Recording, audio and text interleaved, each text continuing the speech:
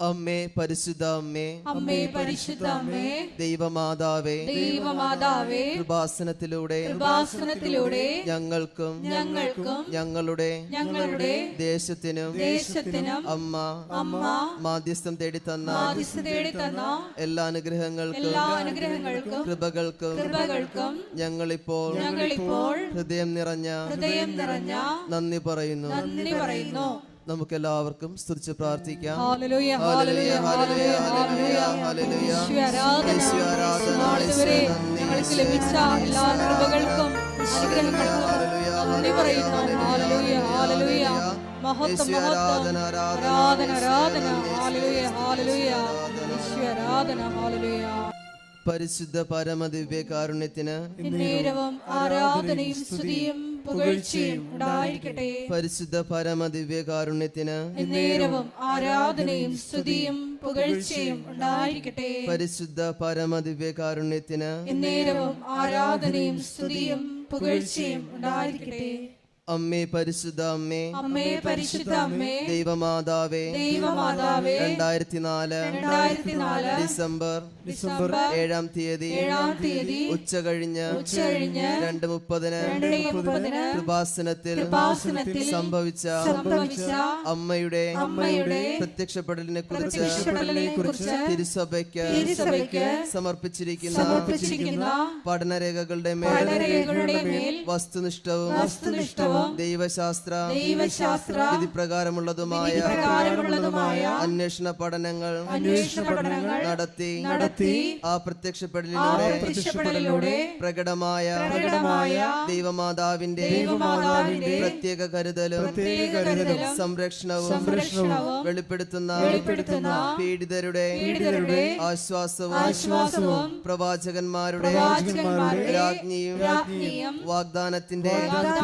പേടകവും പ്രപഞ്ച പ്രകൃതിയുടെ മാതാവുമായ പരിശുദ്ധ അമ്മയുടെ ഭക്തി തിരുസഭയിൽ കൂടുതൽ പ്രചരിച്ച് ജീവിതത്തിന്റെ ദുരന്ത അവസ്ഥകളിൽ അകപ്പെട്ട് കഴിയുന്ന അനേകായിരം മക്കൾക്ക് ദൈവത്തിന്റെ സാന്നിധ്യവും സന്ധിപ്പും കൂടുതൽ അനുഭവിക്കുക വഴി ആത്മീയ വിശുദ്ധിയും ദൈവശക്തിയും കൈവരിക്കുവാൻ ഞങ്ങളുടെ കുടുംബങ്ങളെ ഇടയാക്കണമേ. നമുക്ക് എല്ലാവർക്കും ഒരുമിച്ച് സ്തുതിച്ച് പ്രാർത്ഥിക്കാം.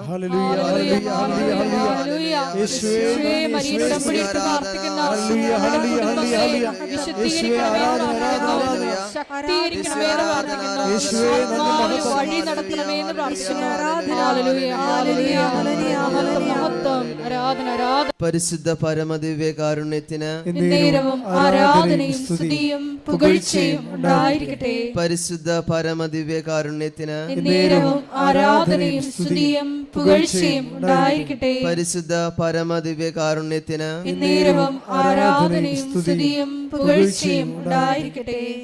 അമ്മേ പരിശുദ്ധ അമ്മേ, അമ്മേ പരിശുദ്ധ അമ്മേ, ഭൂസ്വർലോകങ്ങളുടെ രാജ്ഞിയായ അങ്ങേക്ക് ഭൗമ സംരക്ഷണത്തിനായി പ്രപഞ്ച പ്രകൃതിയെ തന്നെ തിരുസഭ പ്രതിഷ്ഠിക്കുവാൻ ഈ പ്രത്യക്ഷീകരണം വഴി ഇടയാക്കണമേ. പരിശുദ്ധ അമ്മേ, ജപമാല മാതാവേ, സകല കൃപാസന പ്രാർത്ഥനകളോട് ചേർത്ത് ഞങ്ങളിപ്പോൾ പ്രാർത്ഥിക്കുന്ന ഈ കുടുംബത്തിന്റെ പ്രത്യേക നിയോഗം പരിശുദ്ധ മാതാവിന്റെ സന്നിധിയിൽ അണഞ്ഞിരിക്കുന്ന നമ്മൾ ഓരോരുത്തരുടെയും എല്ലാവിധമായ ആവശ്യങ്ങളെയും പരിശുദ്ധ മാതാവിന്റെ സാന്നിധ്യത്തിൽ മാതാവിനോട് ചേർത്ത് വെച്ചുകൊണ്ട് നമ്മുടെ തമ്പുരാനായ യേശുവിൻ്റെ മുമ്പിൽ എല്ലാ ആവശ്യങ്ങളെയും സമർപ്പിക്കാം. അവിടുത്തെ സംരക്ഷണവും കരുതലും എന്നും എപ്പോഴും ഈ ദേവാലയത്തിൽ ഒത്തുകൂടിയിരിക്കുന്ന എല്ലാവരുടെയും മേൽ ഉണ്ടാകുവാനും ഞങ്ങളുടെ എല്ലാ ആവശ്യങ്ങളിലും അവിടുത്തെ കടന്നുവരവ് ഉണ്ടാകുവാനായിട്ട് നമുക്ക് പ്രാർത്ഥിക്കാം. ജീവിതത്തിലൂടെ കടന്നു പോകുന്ന എല്ലാ ബുദ്ധിമുട്ടുകളെയും പരിസ്ഥിതി മാതാവിൻ്റെ കരങ്ങളോട് ചേർത്ത് വെച്ചുകൊണ്ട് നമ്മുടെ തമ്പുരാന്റെ മുമ്പിൽ ഹൃദയം കൊണ്ട് നമുക്ക് ഏറ്റുപറഞ്ഞ് പ്രാർത്ഥിക്കാം.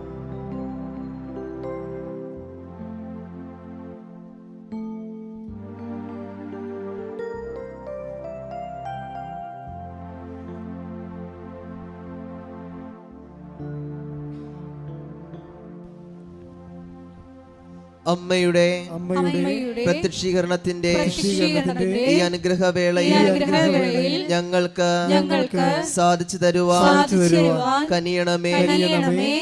ആമേൻ. നമുക്ക് എല്ലാവർക്കും ഈശോയെ സ്തുതിച്ച് പ്രാർത്ഥിക്കാം. ആരാധന ആരാധന ആരാധന. ഹല്ലേലൂയ ഹല്ലേലൂയ ഹല്ലേലൂയ. യേശു ആരാധന ആരാധന ആരാധന. ഹല്ലേലൂയ ഹല്ലേലൂയ ഹല്ലേലൂയ ആരാധന. ഹല്ലേലൂയ ഹല്ലേലൂയ ഹല്ലേലൂയ. മഹത്വം മഹത്വം. ആരാധന ആരാധന. ഹല്ലേലൂയ ഹല്ലേലൂയ ഹല്ലേലൂയ. എഴുന്നേറ്റ് നിന്നുകൊണ്ട് കൈകളടിച്ചുകൊണ്ട് പാടാം.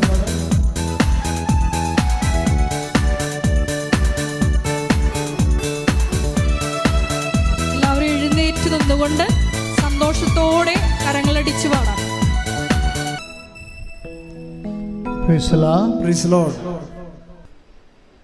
എൻ്റെ പ്രിയപ്പെട്ടവരെ,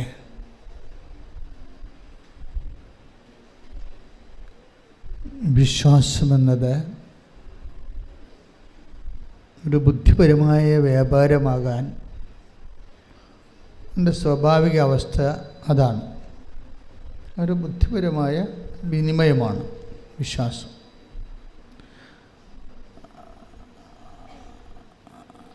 പല കേവല വിശ്വാസങ്ങളുടെയും സ്ഥിതി അതാണ്. അതൊരു ബുദ്ധിപരമായ വിനിമയമായിരിക്കും, പക്ഷെ അത് ഫ്രൂട്ട്ഫുൾ ആകത്തില്ല, വർക്കൗട്ട് ചെയ്യത്തില്ല. ഉടമ്പടിയിൽ നമ്മൾ ചെയ്യുന്നത് വിശ്വാസം എന്ന കേവല ബുദ്ധിപരമായ വിനിമയത്തെ കൺവേർട്ട് ചെയ്യും. എങ്ങനെ കൺവേർട്ട് ചെയ്യും? ഒരു ദൈവസ്നേഹത്തിൻ്റെ എക്സ്പ്രഷൻസാക്കി മാറ്റും. ദൈവസ്നേഹത്തിൻ്റെ പ്രകടനങ്ങൾ നിങ്ങളെപ്പോഴും ശ്രദ്ധിക്കേണ്ടത്, വിശ്വാസ വളർച്ചയിൽ നിങ്ങൾ ബുദ്ധിപരമായ വിനിമയം, ഒരു ഇൻ്റലക്ച്വൽ കൺവിക്ഷൻ നമുക്ക് തരും. ദൈവം ഏത് കാലത്ത് ഏത് സമയത്തും എന്നെ സഹായിക്കും, ഞാൻ ദൈവത്തിനെ ആശ്രയിക്കുന്നുണ്ട്, ഇല്ലെങ്കിൽ അതിനേക്കാൾ താഴ്ന്ന് ഞങ്ങളുടെ നാട്ടിലും മാതാവില്ലേ, അങ്ങനെ കുറേ സാക്ഷ്യങ്ങൾ വരുന്നുണ്ട്. ഞങ്ങളുടെ നാട്ടിലും മാതാവുണ്ടല്ലോ, പിന്നെ എന്തിനാണ് കെട്ടിയെടുത്ത് ആലപ്പുഴ പോണത് എന്നങ്ങ് ചെയ്യുന്നു. അപ്പോൾ അതൊരു കേവല വിശ്വാസമാണ്. കേവല വിശ്വാസം ഉള്ള പ്രശ്നം, ഇപ്പം നിങ്ങളുടെ നാട്ടിൽ നിങ്ങൾ നിന്നാലും ഇവിടെ നിന്നാലും കേവല വിശ്വാസക്കാർക്ക്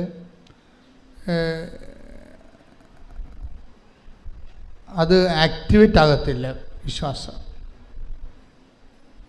നമ്മൾ റീചാർജ് ചെയ്യാം, പക്ഷേ ആക്ടിവേറ്റ് ആകുന്നത് വേറെ ഒരു ഫങ്ഷനാണ് അല്ലേ. മൊബൈലിൽ നമുക്ക് റീചാർജ് ചെയ്യാൻ പറ്റും, പക്ഷേ ആക്ടിവേറ്റ് ആകണത് വേറെ ഒരു ഫങ്ഷനാണ്. അതുപോലെ വി ക്യാൻ ഹാവ് ഫെയ്ത്ത്, പക്ഷെ ആ ഫെയ്ത്ത് ഒരു സാക്ഷ്യത്തിലേക്ക് പ്രവേശിക്കുന്നത് അതിൻ്റെ കണ്ടൻറ്റ് ബേസ് വേറെയാണ്. അതിൻ്റെ അകത്ത് സ്നേഹത്തിൻ്റെ എലമെൻറ്റ്സ് വേണം. ഉടമ്പടിയിൽ പുരോഗമിക്കുന്നുണ്ടെങ്കിൽ നിങ്ങൾ ഇൻട്രോസ്പെക്റ്റ് ചെയ്യേണ്ട ഒരു വിഷയം, എൻ്റെ ഫെയ്ത്ത് കണ്ടൻറ്റിൽ കണ്ടൻറ്റ് ഓഫ് ലവ് ഉണ്ടോ എന്ന് നോക്കണം. നമുക്ക് ആ വിഷയത്തിലൊക്കെ ആധ്യാത്മിക ജീവിതത്തിൽ ഇത്തിരി ബുദ്ധി ഉപയോഗിക്കുന്നത് തെറ്റൊന്നുമില്ല. നിങ്ങളുടെ വിശ്വാസത്തിൽ കണ്ടൻറ്റ് ഓഫ് ലവ് കൂടുതലാണ് ഉണ്ടോ ഇല്ലയെന്ന് നോക്കണം. എന്നിട്ട് അതിൻ്റെ കുറവാണ് പരിഹരിക്കേണ്ടത്. കുറവ് പരിഹരിച്ച് മാത്രമേ നമുക്ക് വിശ്വാസ പുരോഗതി പ്രാപിക്കാൻ പറ്റത്തുള്ളൂ. അല്ലെങ്കിൽ ഇങ്ങനെ സ്റ്റാറ്റസ്കോ മെയിൻറ്റെയിൻ ചെയ്തു പോകും, തൽസ്ഥിതി നിലനിന്ന് പോകും. നമുക്കൊരു 10 ഡിഗ്രി ഫെയ്ത്ത് ഉണ്ട്, നമ്മളെങ്ങനെ തലകുത്തി പോയി. ഇപ്പോൾ നിങ്ങൾക്ക് അതിൻ്റെ അകത്ത് ഈ കൃപാസനത്തിൽ വന്ന് എൻ്റെ പേരിൽ രോഗികളെ ശുശ്രൂഷിക്കാം, വീട്ടിലെ സഹായം കൊടുക്കാം, അമ്മയെ സഹായിക്കാം, അല്ലെങ്കിൽ അപ്പനെ സഹായിക്കാം, പിന്നെ പാവപ്പെട്ടവരെ സഹായിക്കാം. പക്ഷേ ഇങ്ങനെയൊക്കെ സഹായിച്ചാലും ചില സമയത്ത് നിങ്ങളുടെ വിശ്വാസത്തിനൊരു വളർച്ച ഉണ്ടാകാൻ ചിലപ്പോൾ സാധ്യതയുണ്ടാകത്തില്ല. അതെന്തുകൊണ്ടാണ്? അത് നിങ്ങൾ ടെക്നിക്കലി ഫങ്ഷനിലായതുകൊണ്ടാണ്, സാങ്കേതികമായിട്ട് ഫങ്ഷനിലാകുന്നത് കൊണ്ടാണ്.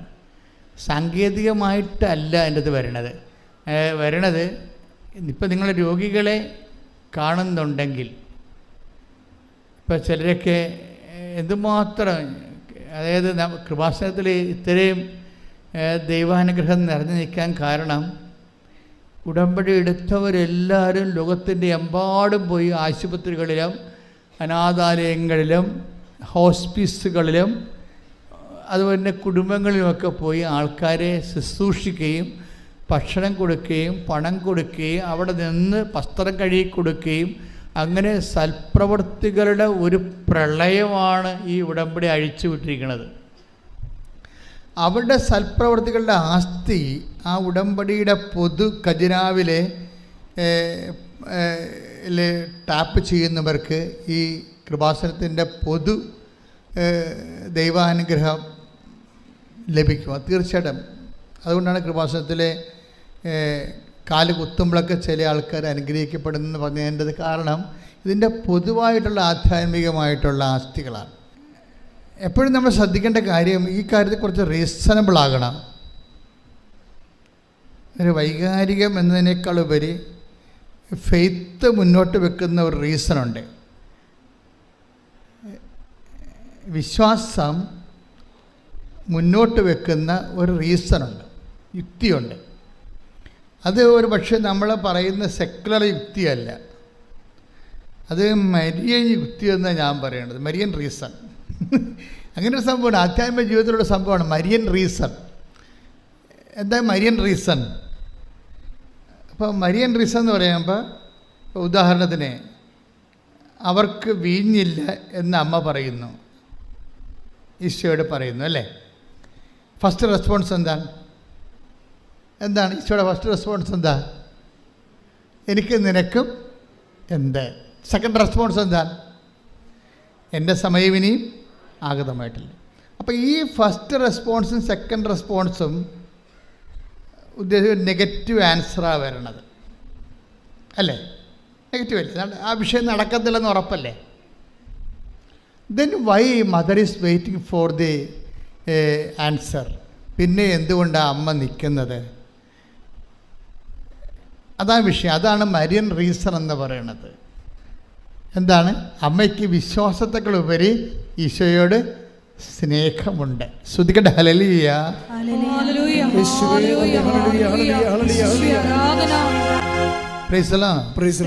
ഇത്രയും നേരം ഈശോ പറഞ്ഞതിൽ നിന്ന് എന്ത് മനസ്സിലായി?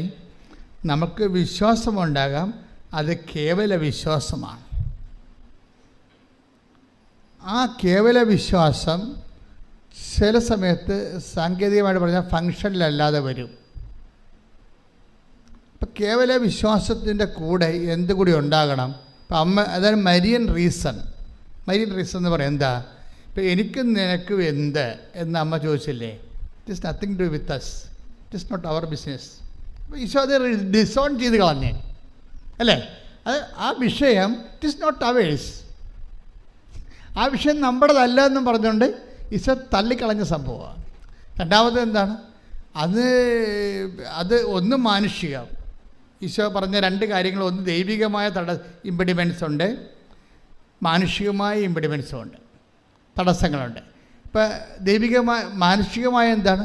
അതിൽ എനിക്ക് നിനക്കൊന്നും ചെയ്യാനില്ല, അവരോട് വായ്പ വാങ്ങിക്കാൻ പറഞ്ഞാൽ മതി, അല്ലെങ്കിൽ അവരുടെ ബിസിനസ് കച്ചവടക്കാരൊക്കെ പോയി വിലക്ക് വാങ്ങിക്കാൻ പറഞ്ഞാൽ മതി, നത്തിങ് ഡു വിത്ത് അസ്, ഈ വിഷയത്തിൽ നമുക്ക് റോളില്ല എന്ന് പറയും.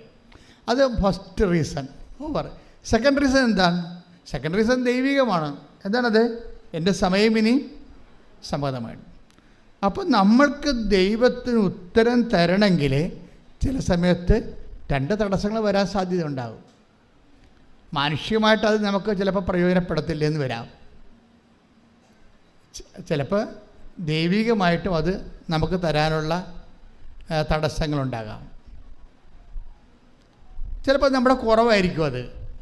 ദൈവികമായിട്ടൊരു അനുഗ്രഹം കിട്ടുന്നതിനുള്ള മെറിറ്റ് ചിലപ്പോൾ നമുക്ക് ഉണ്ടാകത്തില്ല. അതാണ് നമ്മുടെ കുറവായിട്ട് വരാൻ സാധ്യത. അപ്പോൾ ഈ 2 പ്രശ്നങ്ങളുണ്ട്.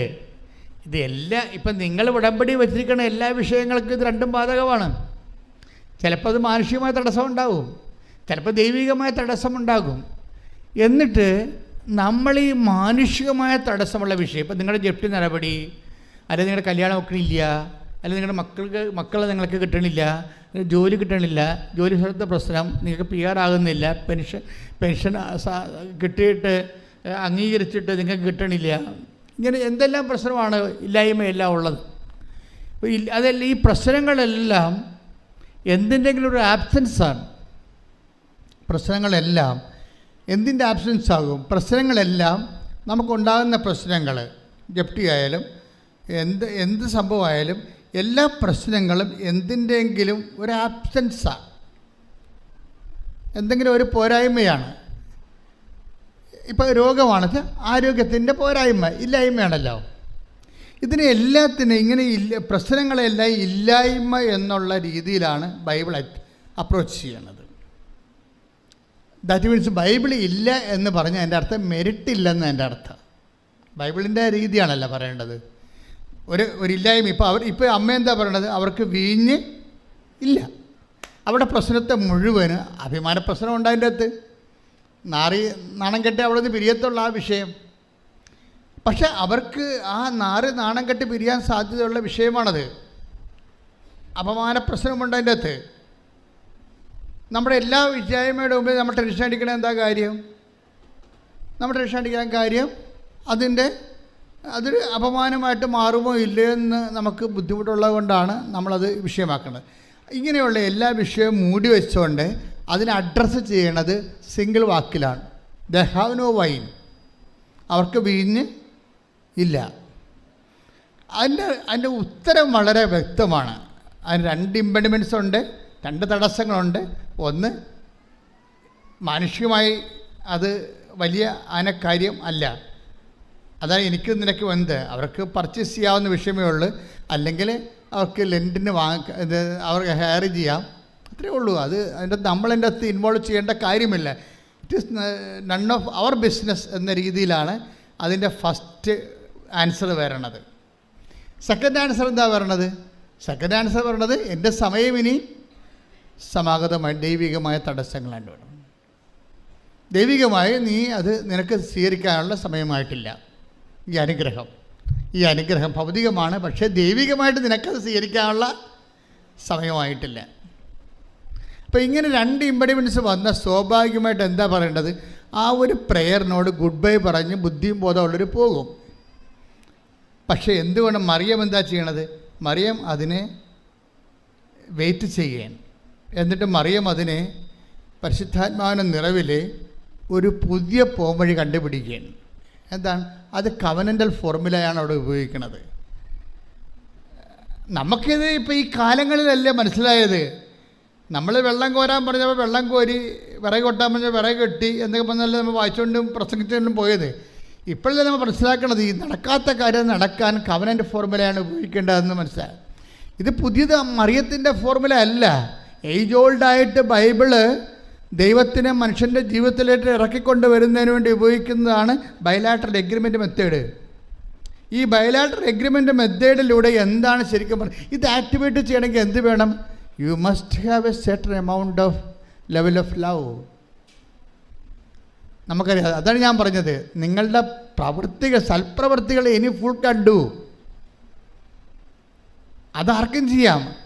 സൽപ്രവർത്തികൾ ചെയ്യണമെന്നുണ്ടെങ്കിൽ നമ്മൾക്ക് എപ്പോഴും വരേണ്ട ഒരു വിഷയം, നമ്മൾ ഗുഡ് വർക്ക്സ് എന്നാണ് പറയണത് സൽപ്രവൃത്തിയെ. പക്ഷേ ബൈബിൾ ശരിക്കും ദൈവത്തിൻ്റെ മൈൻഡ് ആണ് നമ്മൾ തർജ്ജമ ചെയ്യണമെന്നുണ്ടെങ്കിൽ ഈ സൽപ്രവൃത്തികൾ ഗുഡ് വർക്കുകൾ അല്ല. ശരിക്കും പറഞ്ഞാൽ ദാറ്റ് ഈസ് ഗ്രേസ്ഫുൾ വർക്കാണ്, ഗ്രേസ് ഗിവിങ് വർക്ക്സിനാണ് ഈ പറയുന്ന ബൈബിൾ എപ്പോഴും സൽപ്രവൃത്തികളുടെ ഇവിടെ കുറഞ്ഞിട്ടാണോ ക്രിസ്തു ആഗതനാകേണ്ടി വരണത്? ക്രിസ്തുവിന് മുമ്പ് എത്രയോ സൽപ്രവൃത്തികൾ ചെയ്ത മനുഷ്യർ ഈ ഭൂമിയിലുണ്ട്. സോക്രട്ടീസൊക്കെ നല്ല മനുഷ്യരല്ലായിരുന്നോ? എന്താ അവർക്ക് കുഴപ്പം? പക്ഷെ അവിടുത്തെ പ്രോബ്ലം, ബൈബിൾ അങ്ങനെ ഒരു സൽപ്രവൃത്തികൾ വർദ്ധിപ്പിക്കാൻ വേണ്ടിയല്ലോ ഈ ഭൂമിയിൽ ക്രിസ്തു ആഗതനായത്. പിന്നെ എന്താണ്? കൃപാവര പ്രവർത്തനങ്ങളാണ്. ഈ സൽപ്രവൃത്തിയും കൃപാവര പ്രവർത്തിയും തമ്മിൽ ഇപ്പം ഒത്തിരി വ്യത്യാസമുണ്ട്. നിങ്ങൾ ഉടമ്പടിയിൽ നിങ്ങൾ ചെയ്യേണ്ടത് ഗ്രേസ് ഗീവിങ് വർക്ക്സാണ് ചെയ്യേണ്ടത്. കൃപാവര പ്രവർത്തനങ്ങൾ, കൃപ നമുക്ക് ലഭിക്കാൻ ആവശ്യമായ വർത്തനങ്ങൾ, അതെന്താ ചെയ്യണം? കൃപ വർദ്ധിപ്പിക്കണമെങ്കിൽ എന്ത് ചെയ്യണം? കൃപ എല്ലാം യേശുക്രിസ്തുവിൻ്റെ നെയിമിൻ്റെ അണ്ടറിലാണ് കൃപയെല്ലാം വരണത്. കൃപ എന്ന് പറഞ്ഞാൽ എന്താണ്? അതുകൊണ്ടാണ് ബൈബിൾ പറയണത് കൃപയും സത്യവും. The word of God. ശ്രദ്ധിക്കട്ടെ. ഹല്ലേലൂയ ഹല്ലേലൂയ ഹല്ലേലൂയ ഹല്ലേലൂയ ഹല്ലേലൂയ. യേശുവേ നന്ദി. ഹല്ലേലൂയ ഹല്ലേലൂയ ഹല്ലേലൂയ. യോഹന്നാൻ 1:17. എന്തുകൊണ്ടെന്നാൽ നിയമം മോശ വഴി നൽകപ്പെട്ടു, കൃപയും സത്യവുമാകട്ടെ യേശുക്രിസ്തു വഴി ഉണ്ടായി. ഇതിനകത്ത് ഒരു പ്രശ്നങ്ങൾ വരണമെന്ന് വെച്ച് കഴിഞ്ഞാൽ, ഈ ഡിഗ്രീസ് ഓഫ് പെർഫെക്ഷനിൽ മോശയുടെ വചനവും ജീസസിൻ്റെ വചനവും തമ്മിലുള്ള ഒരു വ്യത്യാസം അതാണ്. മോസസിൻ്റെ വചനത്തിന് സാങ്കേതികമായ ദൈവത്തിൻ്റെ മനസ്സനുസരിച്ചുള്ള നിയമപരമായിട്ടുള്ള കാഴ്ചപ്പാടുകളാണ് കൈകാര്യം ചെയ്യണത്. കർത്താവിൻ്റെ വചനത്തിൽ അതല്ല. എന്താണ്? കൃപയും സത്യവുമാണ്. കൃപയും സത്യവും ആര് വഴി ഉണ്ടായി? ക്രിസ്തു വഴി ഉണ്ടായി. അപ്പോൾ അതെങ്ങനെയാണ് ഉണ്ടായതെന്ന് നമ്മൾ അറിയണം. ക്രിസ്തു വഴി ഉണ്ടായത്. ഉടമ്പടി ടാർഗറ്റ് ചെയ്യണത് സൽപ്രവൃത്തികളല്ല. നിങ്ങളെ കുറേ ആൾക്കാർ ചെയ്യണത് വെറും സൽപ്രവൃത്തികളാണ്. വെറും സൽപ്രവൃത്തികളെന്ന് വെച്ച് കഴിഞ്ഞാൽ ഇവിടുന്ന് കുറേ കാര്യങ്ങൾ പറഞ്ഞിട്ടുണ്ട്, അതനുസരിച്ച് കൊണ്ട് രോഗികളെ കാണുന്നു. കഴിഞ്ഞ ദിവസം ഞാൻ ഒരു സാക്ഷ്യം പറഞ്ഞത്, ഞാൻ ഓൾഡ് ഏജിൽ ഹോമിൽ പോയി ഒരു ദിവസം മുഴുവൻ നിന്ന് അവിടുത്തെ ഉടുപ്പെല്ലാം അലക്കി കൊടുത്തെന്ന് പറഞ്ഞു. പിന്നെ വേറൊരു ചേച്ചി സാക്ഷ്യം പറഞ്ഞത്, ഞാൻ ഓൾഡ് ഏജ് ഹോമിൽ പോയി നഖം വെട്ടി കൊടുത്തെന്ന് പറഞ്ഞു. It's okay, you are doing all this kind of things. ഇതെല്ലാം നാളെ സന്തോഷത്തോടെ ഇങ്ങനെ ചെയ്യുന്നുണ്ട്, സന്തോഷമുണ്ട്, നന്ദിയുണ്ട്. പക്ഷേ ഇതെല്ലാം സൽപ്രവൃത്തികളാണ്. ഈ സൽപ്രവൃത്തികളിൽ നിന്ന് നമുക്ക് കൃപ ഡ്രോൺ ചെയ്യണമെന്നുണ്ടെങ്കിൽ നിങ്ങൾക്ക് വേറെ ഒരു കാര്യം കൂടി വേണം. എന്താ വേണ്ടത്? കൃപ.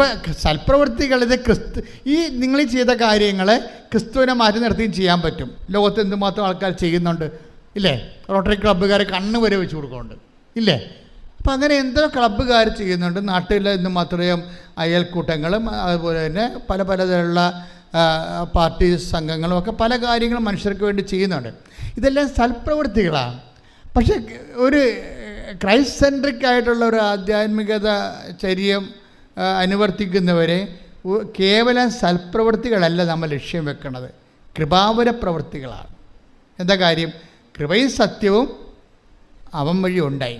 അപ്പം കൃപാവര സത്യങ്ങൾ, കൃപാവര പ്രവൃത്തികൾ ചെയ്യാൻ, ഇപ്പോൾ സൽപ്രവൃത്തികളും കൃപാവര പ്രവൃത്തികളും നമ്മൾ വ്യത്യാസം എന്താ? സൽപ്രവൃത്തികൾ മനുഷ്യൻ്റെ പേരിലാണ് ചെയ്യണത്. ചിലർ നല്ല പേരെടുക്കാൻ ചെയ്യും, ചിലർ കൂടുതൽ വോട്ട് കിട്ടാൻ വേണ്ടി ചെയ്യും, ചിലത് ജനകീയ അടിത്തറ ഉണ്ടാക്കാൻ വേണ്ടി ചെയ്യും, ചിലത് അവരുടെ കള്ളത്തരങ്ങളെ പുറത്തറിയാൻ വേണ്ടി ഒരു പുതിയൊരു ഫേസ് കാണിക്കാൻ വേണ്ടി സമൂഹത്തിന് വേറൊരു സംഭവം, അങ്ങനെ ഓരോരോ ലക്ഷ്യങ്ങളാണ് ഈ സൽപ്രവൃത്തികൾക്കുള്ളത്. പക്ഷെ കൃപാവര പ്രവൃത്തി അതല്ല. കൃപാവര പ്രവൃത്തി എന്ന് പറയണത് ക്രിസ്തുവിൻ്റെ നാമത്തിൽ ക്രിസ്തുവിന് വേണ്ടി മാത്രം മഹത്വം കൊടുത്തുകൊണ്ട് ചെയ്യണതാണ്. ക്രിസ്തുവിൻ്റെ നാമത്തിൽ ചെയ്യണം. അതിൻ്റെ 10% ഗ്ലോറി ക്രിസ്തുവിന് മാത്രമാണ്. അതുകൊണ്ടാണ് ബൈബിൾ പറയണത് വലത് കൈ ചെയ്യണത് ഇടത് കൈ അറിയരുത്. മനുഷ്യൻ അറിയരുതെന്നായി പറയണത്. മനുഷ്യന്മാരറിയരുതെന്നാണ് പറയണത്. പക്ഷേ മനുഷ്യന്മാരറിയെന്ന് വെച്ചാൽ എല്ലാ കാര്യവും പാത്തും പതുങ്ങിയും ചെയ്യണമെന്നല്ല. മനുഷ്യൻ അറിഞ്ഞില്ലെങ്കിലും അറിയിക്കാൻ വേണ്ടി നിങ്ങളെ പ്രത്യേകിച്ച് മസിൽ പിടിക്കരുതെൻ്റെ അർത്ഥം. ശ്രദ്ധിക്കട്ടെ. ഹല്ലേലൂയ. ഹല്ലേലൂയ, ഹല്ലേലൂയ, ഹല്ലേലൂയ. യേശുവേ, പ്രവൃത്തികൾ ചെയ്ത് നിന്റെ മഹത്വത്തിൽ പങ്കുകാരാകുവാൻ ഈ ആരാധനയിലൂടെ ഞങ്ങളെ അഭിഷേകം ചെയ്യണമേ. യേശുവേ നന്ദി, ഹല്ലേലൂയ, ഹല്ലേലൂയ. യേശുവേ നന്ദി. ഹല്ലേലൂയ, ഹല്ലേലൂയ, ഹല്ലേലൂയ. നമ്മൾ കേവല വിശ്വാസത്തിൽ നിന്ന് സൽപ്രവൃത്തികളിലേക്കും പിന്നെ കൃപാവര പ്രവൃത്തികളിലേക്കും സഭ വെളിപാടുകളുടെ പൂർണ്ണതയിലേക്ക് പോകുന്നത് കാലങ്ങൾ കൊണ്ടാണ്, ഒറ്റയടിക്കല്ല. ആദ്യകാലങ്ങളിൽ സഭയ്ക്ക് തോന്നിയത് കേവല വിശ്വാസം മാത്രം മതി എന്നാണ് തോന്നിയത്. ക്രിസ്തുവിലുള്ള കേവല വിശ്വാസം മാത്രം മതി. ഒരു മനുഷ്യന് അവന് റൈച്ചസ് ആകാൻ പറ്റും, നീതീകരിക്കപ്പെടാൻ പറ്റും. ഇപ്പം റോമ 3:28 എടുത്ത് സ്തുതിക്കട്ടെ. ഹല്ലേലൂയ, ഹല്ലേലൂയ, ഹല്ലേലൂയ, ഹല്ലേലൂയ, ഹല്ലേലൂയ. യേശുവേ നന്ദി, യേശുവേ സ്തുതി. ഹല്ലേലൂയ. റോമ 3:28 എന്തെന്നാൽ നിയമാനുഷ്ഠാനം കൂടാതെ തന്നെ വിശ്വാസത്താൽ മനുഷ്യൻ നീതീകരിക്കപ്പെടുന്നു എന്ന് നാം അനുമാനിക്കുന്നു. അപ്പം ആദ്യകാലങ്ങളിലുള്ള കൺസെപ്റ്റ് വിശ്വാസം, ക്രിസ്തു എനിക്ക് വേണ്ടി പീഡ അനുഭവിച്ചു, എൻ്റെ പാപത്തിന് പരിഹാരം ചെയ്തു ക്രിസ്തു. അതുകൊണ്ട് തന്നെ ആ ക്രിസ്തുവിൻ്റെ പരിഹാരത്തെ വിശ്വസിച്ച് കഴിഞ്ഞാൽ തീർച്ചയായിട്ടും എനിക്ക് നിത്യരക്ഷ ലഭിക്കുമെന്നുള്ള ഇതിന് ഇനീഷ്യൽ ജസ്റ്റിഫിക്കേഷൻ എന്നാണ് പറയുന്നത്. പ്രാഥമിക നീതീകരണം. ഇപ്പോൾ കത്തോലിക്ക സഭയെ സംബന്ധിച്ചിടത്തോളം 50,000-ഓളം ആതുര കേന്ദ്രങ്ങളുള്ളത്. ഇത് മാത്രമാണ്. അതായത് നമ്മൾ എന്തുമാത്രം ആതുര സേവന കേന്ദ്രങ്ങളാണ് സഭയ്ക്കുള്ളത്. ഒരു പക്ഷേ ലോകത്തെ ഏറ്റവും കൂടുതൽ ആതുര സേവന കേന്ദ്രങ്ങളുള്ള സഭയ്ക്കാണ്. അത് സഭ എന്താ ഫോളോ ചെയ്യണത്? വിശ്വാസം മാത്രം പോരാ, പിന്നെ എന്താണ്? പ്രവൃത്തി കൂടി വേണം. അത് പറയാൻ കാരണം എന്താണ്? അത് സെൻറ്റ് പോൾ തന്നെ പിന്നീട് തീത്തോസിലേക്ക് വരുമ്പോൾ തീത്തോസ് 3:8 എടുത്തേ. തീത്തോസ് 3:8 ഈ പറഞ്ഞത് സത്യമാണ്. ഈ പറഞ്ഞത് സത്യമാണ്. ദൈവത്തിൽ വിശ്വസിച്ചവർ സൽപ്രവൃത്തികൾ ചെയ്യുന്നതിൽ ജാഗരൂകരായിരിക്കാൻ വേണ്ടി ഇക്കാര്യങ്ങളിൽ നീ സമ്മർദ്ദം ചെലുത്തണം എന്ന് ഞാൻ ആഗ്രഹിക്കുന്നു. ഇവയെല്ലാം ശ്രേഷ്ഠവും മനുഷ്യർക്ക് പ്രയോജനകരവുമാണ്. അതിൻ്റെ പ്രശ്നത്തിൽ സൽപ്രവൃത്തികൾ ആദ്യം വിശ്വാസം മതി എന്ന് പറഞ്ഞ സെൻറ്റ് പോൾ തന്നെ കുറച്ച് കഴിയുമ്പോൾ മാറും. 10 കൊല്ലം കഴിയുമ്പോൾ മാറും. റോമാലേഖനം എഴുതി 56-ലാണ്, ടൈറ്റസ് എഴുതി 66-ലാണ്. 10 കൊല്ലം. 10 കൊല്ലത്തിന് ശേഷം കഴിയുമ്പോൾ അദ്ദേഹത്തിന് മനസ്സിലായി വിശ്വാസം മാത്രം പോരാ, പിന്നെന്താണ്? അപ്പോൾ നമ്മൾ ദൈവത്തിൻ്റെ കാര്യങ്ങൾ അറിയണത് ദൈവത്തിലിങ്ങനെ ജീവിക്കുന്ന അനുസരിച്ച് ക്രൊണോളജിക്കലായിട്ട് നമ്മൾ ജീവിച്ച് വരുമ്പോഴല്ലേ ദൈവം ഓരോരോ കാര്യം നമുക്ക് വെളിപ്പെടുത്തി വെളിപാടിൻ്റെ പൂർണ്ണതയിലേക്ക് നമ്മളെ കൊണ്ടുവരണേ. അങ്ങനെ വരാൻ കാരണം എന്താണെന്ന് വെച്ച് കഴിഞ്ഞാൽ ഇപ്പോൾ AD 56 വിശ്വാസം ഒരാൾ നീതീകരിക്കപ്പെടുന്നത്, നിത്യരക്ഷ പ്രാപിക്കണത് അയാൾ വിശ്വാസം മൂലമാണെന്ന് മതി. പക്ഷേ അതിനിടയ്ക്ക് യാക്കോബ് ഒരു 5 കൊല്ലം കഴിഞ്ഞപ്പോൾ യാക്കോബ് പറഞ്ഞ് ഇത് നടക്കുമെന്ന് തോന്നുന്നില്ല. യാക്കോബ് ഒരു 60 ആയപ്പോൾ AD 56 റോമാലേഖനം എഴുതുന്ന 60 ആയപ്പോൾ യാക്കോബ് പറഞ്ഞ് അത് പ്രവൃത്തി വേണമെന്ന് പറഞ്ഞ്. അങ്ങനെയാണ് സൽപ്രവൃത്തി വരണത്. യാക്കോബിന്റെ ലേഖനം എടുത്ത് 2:24 മനുഷ്യൻ വിശ്വാസം കൊണ്ട് മാത്രമല്ല പ്രവൃത്തികളാലുമാണ് നീതീകരിക്കപ്പെടുന്നതെന്ന് നിങ്ങൾ അറിയുന്നു. 56 AD 54 കർത്താവ് മരിച്ച് 56 വർഷം കഴിഞ്ഞപ്പോഴൊന്ന് കേവലമായിട്ട് പറയാം. 56 കർത്താവ് ജനിച്ച് ഒരു 56 വർഷം കഴിയുമ്പോൾ നമ്മൾ സെൻറ്റ് പോളിൻ്റെ ആദ്യത്തെ ലേഖനം പുറത്തു വരുന്നത് റോമ. അവിടെ പറയുന്നത് എന്താണ്? വിശ്വാസം മതി, നമ്മൾ ക്രിസ്തുവിലുള്ള വിശ്വാസം കൊണ്ട് നമ്മൾ നീതീകരിക്കപ്പെടും. അപ്പോസ്തലന്മാരുടെ ഇടയിൽ ചർച്ചയായി. പിന്നെ ജെറുസലേം സൂനദോസ് തുടങ്ങാൻ നേരത്ത് സൂനദോസിൻ്റെ ഇടയ്ക്ക് കൃത്യമായ ഐഡിയ കിട്ടാൻ വേണ്ടി യാക്കോബ്, കർത്താവിൻ്റെ സഹോദരൻ യാക്കോബ് പറഞ്ഞു, വിശ്വാസം മാത്രം പോരാ, സിനഗോഗ് ശ്രദ്ധിക്കണം. ജെറുസലേം സിനഗോഗ് നടന്നുകൊണ്ടിരിക്കണം ആദ്യത്തെ. അപ്പോൾ നിങ്ങൾ അവിടെയാണ് യാക്കോബ് അഡ്രസ്സ് ചെയ്യണത്. വിശ്വാസം മാത്രം പോരാ, മറിച്ച് എന്ത് വേണം? പ്രവൃത്തി വേണം. യാക്കോബിൻ്റെ ഈ ലേഖനമാണ് ലോകത്തെ മാറ്റിക്കളഞ്ഞത്. ലോകത്ത് ഇന്ന് കാണുന്ന ഈ സഭയുടെ എല്ലാവിധ ആതുര സേവനങ്ങളെയും അതുപോലെ തന്നെ അവകാശ പോരാട്ടങ്ങളെയും അതുപോലെ തന്നെ മനുഷ്യോചിതമായ എല്ലാ നടപടികളെയും ശുശ്രൂഷകളെയും എല്ലാം കുഞ്ഞുങ്ങളെ, ഇപ്പോൾ ഓട്ടിസം ബാധിച്ച കുഞ്ഞുങ്ങളെ, ജന്മന കിടപ്പിലായ കുഞ്ഞുങ്ങൾ, എന്തുമാത്രം കുഞ്ഞുങ്ങളെയാണ്, എന്തുമാത്രം സിസ്റ്റേഴ്സ് നോക്കണത് ലോകം മുഴുവനും. അതെല്ലാം കാര്യം ഈ യാക്കോബിൻ്റെ ലേഖനമാണ്. യാക്കോബിൻ്റെ ലേഖനം എന്ന് പറയുന്നത് വല്ലാത്തൊരു ലേഖനമായിപ്പോയി. അപ്പോൾ അത് സെൻറ്റ് പോൾ പറഞ്ഞതിന് ശേഷം സെൻറ്റ് പോൾ കർത്താവിനെ കണ്ടിട്ടില്ലല്ലേ, അതാണ് പ്രശ്നം. അതിനുശേഷം പക്ഷെ കർത്താവിൻ്റെ കൂടെ നടന്ന ആളാണ് യാക്കോബ്. യാക്കോബ് കർത്താവിൻ്റെ മൈൻഡ് റീഡ് ചെയ്തേച്ച് പറഞ്ഞ് പ്രവൃത്തിയില്ലാതെ വിശ്വാസം നീതീകരിക്കപ്പെടത്തില്ല എന്ന് പറയും. ജസ്റ്റിഫൈ ആകത്തില്ല. നിത്യരക്ഷ പ്രാപിക്കണേ പ്രവൃത്തി വേണം. അതുകൊണ്ട് യാക്കോബ് 5 കൊല്ലം സെൻറ്റ് പോളിൻ്റെ ലേഖനം കഴിഞ്ഞ് 5 കൊല്ലം കഴിഞ്ഞപ്പോൾ 60 പറയും. അതൊന്നിട്ട് വായിച്ച് യാക്കോബ് 2:24 ശ്രുതികണ്ട. ഹല്ലേലൂയ. വിശ്വാസം കൊണ്ട് മാത്രമല്ല, പറഞ്ഞേ, വിശ്വാസം കൊണ്ട് മാത്രമല്ല പ്രവൃത്തികളാലുമാണ് നീതീകരിക്കപ്പെടുന്നതെന്ന് നിങ്ങൾ അറിയുന്നു. അപ്പൊ ജെറുസലേം സൂര്യദോസിൽ തീരുമാനം നിലപാട് കൃത്യമായി. അപ്പോൾ യാക്കോബ് പൗലോസ് അപ്പോസ്തലനും മനസ്സിലായി സഭയുടെ കറക്റ്റ് നിലപാട്. അപ്പോൾ പൗലോസ് അപ്പോസ്തലനും മനസ്സിലായി പ്രവൃത്തിയാണ് മൂലമാണ് വിശ്വാസം നീതീകരിക്കപ്പെടുന്നത്. അപ്പോൾ പിന്നീട് 5 കൊല്ലം കഴിഞ്ഞപ്പോഴാണ് ടൈറ്റസൻ ലേഖനം എഴുതുന്നത്. 5 കൊല്ലം കഴിയുമ്പോൾ ടൈറ്റസൻ ലേഖനം എഴുതുമ്പോൾ, തീത്തോസിൻ്റെ ലേഖനം എഴുതുമ്പോൾ സെൻറ്റ് പോൾ പറയും, എന്താ പറഞ്ഞിരിക്കുന്നത്? 3:8 ശ്രുതികട. ഹല്ലേലൂയ, ഹല്ലേലൂയ, ഹല്ലേലൂയ, ഹല്ലേലൂയ. യേശുവേ നന്ദി, ഹല്ലേലൂയ. ഈ പറഞ്ഞത് സത്യമാണ്. ഈ പറഞ്ഞത് സത്യമാണ്. ദൈവത്തിൽ വിശ്വസിച്ചവർ സൽപ്രവൃത്തികൾ ചെയ്യുന്നതിൽ ജാഗരൂകരായിരിക്കാൻ വേണ്ടി ഇക്കാര്യങ്ങളിൽ നീ സമ്മർദ്ദം ചെലുത്തണം എന്ന് ഞാൻ ആഗ്രഹിക്കുന്നു. ഇവയെല്ലാം ശ്രേഷ്ഠവും മനുഷ്യർക്ക് പ്രയോജനകരവുമാണ്. നമ്മൾ എന്താണ് ഈ വിഷയം ഇത്രയും സീരിയസ് പഠിപ്പിക്കാൻ കാരണം ഉടമ്പടി എന്ന് പറയുന്നത് മുഴുവനും പ്രവൃത്തികളാണ്. പ്രാർത്ഥനയുടെ അംശം അതിൻ്റെ അകത്ത് 30% ഉള്ളു, ബാക്കിയെല്ലാം പ്രവൃത്തിയുടേതാണ്. അപ്പോൾ ഈ പ്രവൃത്തികൾ ചെയ്യുന്നവരെ 2 കാര്യം മനസ്സിലാക്കണം. ഒന്നാമത്തെ ഇത് വർക്കൗട്ട് ഫയർ ആകണമെന്നുണ്ടെങ്കിൽ പ്രവൃത്തികൾ ചെയ്യണം. പക്ഷേ this is not my point. എൻ്റെ പോയിൻ്റ് ഇതുമല്ല. ഞാൻ എന്താ നിങ്ങൾ പറയണത്? ഈ സൽപ്രവൃത്തികൾ ഒരു ക്രിസ്തുഇതരമായിട്ട് ക്രിസ്തുവിനെ മാറ്റി നിർത്തിക്കൊണ്ട് we can do so many good works, അതൊന്നും കൗണ്ടഡ് ആകത്തില്ല. എന്താ കാര്യം? അത് ക്രിസ്തുവിൻ്റെ മഹത്വത്തെ പ്രഘോഷിക്കാത്ത, അവൻ്റെ നാമത്തെ മഹത്വപ്പെടുത്താത്ത പ്രവൃത്തികളെല്ലാം ശരിക്കും പറഞ്ഞാൽ അത് കൃപാവര പ്രവൃത്തികളല്ല.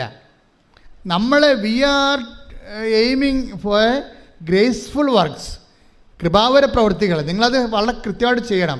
സൽപ്രവൃത്തിയും കൃപാവര പ്രവൃത്തിയും തമ്മിലുള്ള വ്യത്യാസം എന്ന് പറയുന്നത്, കൃപാവര പ്രവൃത്തി for the glorification of Christ name, കർത്താവിൻ്റെ നാമത്തിൻ്റെ മഹത്വത്തിനാണ് അത് കാഴ്ചവെക്കുന്നത്. അതുകൊണ്ടാണ് ഇൻറ്റൻഷൻ പ്രധാനപ്പെട്ടതായി വരുന്നത്. നമുക്ക് ഇൻറ്റൻഷൻ പ്രധാനപ്പെട്ട, ചെയ്ത പ്രവൃത്തി ചെയ്യല്ല പ്രശ്നം. നിങ്ങൾ അതാണ് ഈശോ ഒരു ഗ്ലാസ് പച്ചവെള്ളമാണ്. Take the word of God 10:42 ശ്രുതികട. ഹല്ലേലൂയ, ഹല്ലേലൂയ, ഹല്ലേലൂയ, ഹല്ലേലൂയ, ഹല്ലേലൂയ. യേശുവേ നന്ദി, യേശുവേ സ്തുതി. ഹല്ലേലൂയ, ഹല്ലേലൂയ, ഹല്ലേലൂയ, ഹല്ലേലൂയ. മത്തായി 10:42 ഈ ചെറിയവരിൽ ഒരുവന് ശിഷ്യന് എന്ന നിലയിൽ ഒരു പാത്രം വെള്ളമെങ്കിലും കൊടുക്കുന്നവന് പ്രതിഫലം ലഭിക്കാതിരിക്കുകയില്ലെന്ന് സത്യമായി ഞാൻ നിങ്ങളോട് പറയുന്നു. ഇവിടെ പ്രശ്നം എന്തുമാത്രം വലിയ കാര്യങ്ങൾ ചെയ്തു എന്നല്ല, ചെറിയ കാര്യങ്ങൾ പോലും ചെയ്താൽ അത് കൗണ്ടാകണത് അത് കൃപാവര പ്രവൃത്തി ആയത് കൊണ്ടാണ്. മനസ്സിലായോ? അത് ക്രിസ്തുവിൻ്റെ നാമത്തിൽ ചെയ്യുന്നതുകൊണ്ടാണ്. ശ്രുതികട്ടെ മക്കളെ, ശ്രുതികട്ടെ. ഹല്ലേലൂയ, ഹല്ലേലൂയ, ഹല്ലേലൂയ, ഹല്ലേലൂയ. യേശുവേ നന്ദി, ഹല്ലേലൂയ, ഹല്ലേലൂയ, ഹല്ലേലൂയ. യേശുവേ സ്തുതി, ഹല്ലേലൂയ, ഹല്ലേലൂയ, ഹല്ലേലൂയ. നാമത്തിൽ കൃപാവര പ്രവൃത്തികൾ ചെയ്ത്. മത്തായി 25:40. രാജാവ് മറുപടി പറയും, സത്യമായി ഞാൻ നിങ്ങളോട് പറയുന്നു, എൻ്റെ ഏറ്റവും എളിയ ഈ സഹോദരന്മാരിൽ ഒരുവന് നിങ്ങൾ ഇത് ചെയ്തു കൊടുത്തപ്പോൾ എനിക്ക് തന്നെയാണ് ചെയ്തു തന്നത്. ഇതിൽ വരുന്ന വിഷയം ഈ കൃപാവര പ്രവൃത്തി എങ്ങനെ ചെയ്യണത്, അതാണ് 25:40. ആ വചനം ഒന്ന് വായിച്ചേ. മത്തായി സുവിശേഷം. സത്യമായി ഞാൻ നിങ്ങളോട് പറയുന്നു, സത്യമായി ഞാൻ നിങ്ങളോട് പറയുന്നു, എൻ്റെ ഏറ്റവും എളിയ ഈ സഹോദരന്മാരിൽ ഒരുവന്, എൻ്റെ ഏറ്റവും ചെറിയ സഹോദരന്മാരിൽ ഒരുവന് നിങ്ങൾ ഇത് ചെയ്തു കൊടുത്തപ്പോൾ എനിക്ക് തന്നെയാണ് ചെയ്തു തന്നത്. എനിക്ക് തന്നെയാണ് ചെയ്തു തന്നത്. അപ്പൊ ഇതാണ് കൃപാവര പ്രവൃത്തി എന്ന് പറയണത്. എന്താ വെച്ച് കഴിഞ്ഞാൽ ക്രിസ്തുവിന് തന്നെ നമ്മൾ ചെയ്ത് കൊടുക്കുകയാണ് ഡയറക്റ്റായിട്ട്. അതെങ്ങനെയാണ്? ക്രിസ്തുവിൻ്റെ നാമത്തിൽ ആണ് നമ്മൾ ഏറ്റവും എളിയ സഹോദരന് ചെയ്ത് കൊടുക്കുന്നത്. ഇതിനകത്ത് എന്താ നമുക്ക് വേണ്ടത്? 2 കാര്യങ്ങൾ വേണം. എന്ത് വേണം? ക്രിസ്തുവിനോടുള്ള സ്നേഹം വേണം, ആ സഹോദരനോടുള്ള സ്നേഹം വേണം. 2 സംഭവം വേണം. വിശ്വാസം മാത്രം പോരാ. 2 കാര്യം. കൃപാവര പ്രവർത്തിക്ക് 2 കാര്യം വേണം. എന്തൊക്കെ വേണം? ഒന്ന്, ക്രിസ്തുവിനോടുള്ള സ്നേഹം വേണം. രണ്ടാമത്തത് സഹോദര സ്നേഹം. നിങ്ങൾക്ക് എന്താ സംഭവിച്ചിട്ടുണ്ടെങ്കിൽ നിങ്ങൾക്ക് മാതാവിനോടാണ് കൂടുതൽ സ്നേഹം വരുന്നത്. This is wrong. അതല്ല സംഭവം. അമ്മ എന്താ ചെയ്യണത്? ഇപ്പം അമ്മ ചെയ്തിരിക്കണത് അവൻ പറയണത് പോലെ ചെയ്യുക. അതാ പ്രശ്നം. ഈ ചെയ്ത്താണ് കൃപാവര പ്രവൃത്തി എന്ന് പറയണത്. ഇപ്പം എനിക്കും നിനക്കും എന്താ, എൻ്റെ സമയം ഇനിയും സമാഗതമായിട്ടില്ല. നമ്മുടെ പ്രശ്നങ്ങൾക്ക് വരാൻ പോകുന്ന വിഷയം ഒന്നും ദൈവത്തിന് അവിടെ റോളില്ല എന്നാണ്. നിങ്ങൾക്ക് ജോലി കിട്ടും, അതിനുശേഷം നീ കല്യാണം കഴിക്കും, നീ കുഞ്ഞുങ്ങളെ ജനിപ്പിക്കും, അവർ പഠിക്കും. ഞാനൊരു വീട്ടിൽ ചെന്നപ്പോൾ ഒരു ഞായറാഴ്ചയാണ് വീട്ടിൽ ചെന്നത്. ഒരു അത്യാവശ്യം ഒരു വിഷയം ഉണ്ടായത് കാരണം ഞായറാഴ്ച എനിക്കൊരു വീട്ടിൽ പോകേണ്ടി വന്നു. അവിടെ ചെന്നപ്പോൾ അവിടുത്തെ 2 കുട്ടികളും കാറ്റഗിസത്തിന് പോയിട്ടില്ല അന്ന്. അപ്പോൾ എൻ്റെ സ്വഭാവത്തിന് പിന്നെ അവരുടെ ആയിട്ടുള്ള ബന്ധങ്ങളും കാര്യങ്ങളല്ല പ്രശ്നം. എനിക്ക് അവരുമായിട്ട് എൻ്റെ കാര്യം ചിലപ്പോൾ നടന്നില്ലല്ലോ. ഞാൻ ചോദിച്ചു, ഈ പിള്ളേർ എന്താണ് കാറ്റഗിസിൽ പോകാത്തെന്ന് ചോദിച്ചു. നിങ്ങളൊരു വീട്ടിൽ ഉടമ്പടി എടുത്തവരാണ് നിങ്ങളെങ്കിൽ നിങ്ങളൊരു വീട്ടിൽ ചെല്ലുമ്പോൾ ഒരു വീട്ടിൽ കാറ്റഗിസത്തിനും പോകാതെ കുർബാനയ്ക്ക് പോകാതെ ഒരു വ്യക്തി ഉണ്ടെങ്കിൽ നിങ്ങൾ ദൈവസ്നേഹം ഉണ്ടെങ്കിൽ നിങ്ങൾ ചോദിക്കും. അല്ലെങ്കിൽ അവരെന്ത് വിചാരിക്കും, നമ്മളെന്തിനാണ് അവരുടെ കാര്യത്തിൽ ഇടപെടണമെന്ന് ചോദിക്കും. ഇതാണ് ഫസ്റ്റ് സ്റ്റെപ്പ്. ഒരു വ്യക്തിക്ക് ദൈവസ്നേഹമുണ്ടോ ഇല്ലേ എന്ന് അറിയണമെന്നുണ്ടെങ്കിൽ നമ്മൾക്ക് വലിയ കുഴപ്പമില്ല, പൊല്ലാപ്പില്ലാത്ത വിഷയങ്ങൾക്കൊക്കെ നമ്മൾ സേഫായിട്ട് നമ്മൾ ഡേഞ്ചർ സോണിൽ ഒരിക്കലും കളിക്കത്തില്ല, സേഫ് സോണിലേ കളിക്കത്തുള്ളൂ. അപ്പോൾ തന്നെ ദൈവത്തിന് അറിയാം. ദൈവത്തെ നിങ്ങൾ എന്ത് പറഞ്ഞാലും കണ്ണിൽ പൊടിയിടാൻ പറ്റില്ല. കണ്ണിത്തിരി വലുതാണ്, അത്ര കുഴപ്പമാണ്. നമുക്ക് ഇടണ പൊടിക്കൊരു കണക്കില്ലേ? ഇല്ലേ? നമുക്കിടാൻ ദൈവത്തിൻ്റെ കണ്ണിൽ പൊടിയിടാൻ പറ്റരുത്. കാര്യം ദൈവത്തിൻ്റെ കണ്ണിത്തിരി വലുതായി പോയി. നമുക്ക് ഇടണ പൊടിക്കൊരു കണക്കുണ്ടല്ല, അതല്ലേ പ്രശ്നം. അതുകൊണ്ട് എപ്പോഴും നമ്മൾ ശ്രദ്ധിക്കേണ്ട ഒരു വിഷയം വെച്ചാൽ നിങ്ങൾ ആദ്യം തന്നെ ദൈവസ്നേഹം വർദ്ധിക്കാൻ വേണ്ടി പ്രാർത്ഥിക്കണം. 3:12 എടുത്ത് തെസ്സലോനിക്കൻസ് 1 തെസ്സലോനിക്ക 3:12. ഞങ്ങൾക്ക് നിങ്ങളോടുള്ള സ്നേഹം പോലെ, പറഞ്ഞേ, ഞങ്ങൾക്ക് നിങ്ങളോടുള്ള സ്നേഹം പോലെ നിങ്ങൾക്ക് തമ്മിൽ തമ്മിലും മറ്റെല്ലാവരോടുമുള്ള സ്നേഹം വളർന്ന് സമൃദ്ധമാകാൻ കർത്താവ് ഇടവരുത്തട്ടെ. ഇപ്പൊ ദൈവത്തിനൊരു റോളുണ്ട് ഇതിൻ്റെ അകത്ത്. നമുക്ക് ലവ് ഓഫ് ഗോഡ് ലെവൽ കുറവാണെങ്കിൽ നിങ്ങൾ അഡ്രസ്സ് ചെയ്യേണ്ട അതാണ്. എൻ്റെ IELTS പാസ്സാക്കണേ, എൻ്റെ IELTS പാസ്സാക്കി ജന്മം പ്രാർത്ഥിച്ചാൽ ദൈവത്തിന് അതുകൊണ്ട് പ്രയോജനമില്ല. ദൈവം പറയും എനിക്ക് നിനക്ക് എന്താ എന്ന് ചോദിക്കും. ഇതാണ് പ്രശ്നം. എൻ്റെ IELTS പാസ്സാക്കി എൻ്റെ വസ്തു വിൽക്കണേ, എനിക്ക് കല്യാണം നടത്തണേ, എനിക്ക് കുഞ്ഞുങ്ങളുണ്ടാകണമെന്ന് പറഞ്ഞാൽ മാത്രം ഇരുന്ന ദൈവം ചോദിക്കുന്ന ചോദ്യം എന്താണ്? എനിക്ക് നിനക്കും എന്താ? ഇവിടെ എന്താ പ്രശ്നം വെച്ച് കഴിഞ്ഞാൽ ആദ്യം ലവ് ലെവൽ വർദ്ധിപ്പിക്കണം. ടെക്നിക്കലായിട്ടാണ് ഉടമ്പടി സമീപിക്കേണ്ടത്. ലവ് ലെവലിൽ അത് എന്തിനാണ്? ദൈവത്തോടുള്ള സ്നേഹം വേണം, നമുക്ക് പരസ്പര സ്നേഹം ഉണ്ടാകണം. അത് പിന്നെ എന്ത് ചെയ്യണം? പരസ്പര സ്നേഹം ഉണ്ടെന്നും പറഞ്ഞുകൊണ്ട് it is N on going process. എന്താ എഴുതിയിരിക്കണത്? വളർന്ന് ഞങ്ങൾക്ക് നിങ്ങളോടുള്ള സ്നേഹം പോലെ, എന്ന് പറഞ്ഞേ, ഞങ്ങൾക്ക് നിങ്ങളോടുള്ള സ്നേഹം പോലെ നിങ്ങൾക്ക് തമ്മിൽ തമ്മിലും മറ്റെല്ലാവരോടുമുള്ള സ്നേഹം വളർന്ന് സമൃദ്ധമാകാൻ കർത്താവ് ഇടവരുത്തട്ടെ. അപ്പൊ സ്നേഹം കുറഞ്ഞാൽ അതിനകത്ത് റോള് ദൈവത്തിനുണ്ട്, ഉറപ്പല്ലേ? അപ്പം നിങ്ങൾ പ്രാർത്ഥിക്കുമ്പോൾ നിങ്ങളുടെ ലവ് ലെവൽ വർദ്ധിക്കാൻ വേണ്ടി അതിനെ ടാർഗറ്റ് ചെയ്യണം. നിങ്ങൾ ടാർഗറ്റ് ചെയ്യണത് പക്ക മെറ്റീരിയൽ വിഷയമാണ്. ദൈവത്തിന് അതിൻ്റെ അകത്ത് റോളൊന്നുമില്ല. എനിക്കും നിനക്കും എന്ത് എന്ന് ചോദിക്കുന്നതിൻ്റെ കാരണം അതാണ്. അപ്പോൾ എനിക്കും നിനക്കും എന്ത് എന്ന് ചോദിക്കുമ്പോൾ തന്നെ ഒരു മെറ്റീരിയൽ ബെനിഫിറ്റ്സ് നമുക്ക് ലഭിക്കുന്നതിനോടുള്ള കർത്താവിൻ്റെ നിലപാട് it is very evident, it is clear. അറിഞ്ഞ് കളിക്കണം കേട്ടോ. ഈ കളി ഉടമ്പടി ഒരു കളിയാണ്. അവിടെ നമ്മൾ ഇൻവെസ്റ്റ് ചെയ്യുമ്പോൾ സൂക്ഷിച്ച് കൈകാര്യം ചെയ്യണം.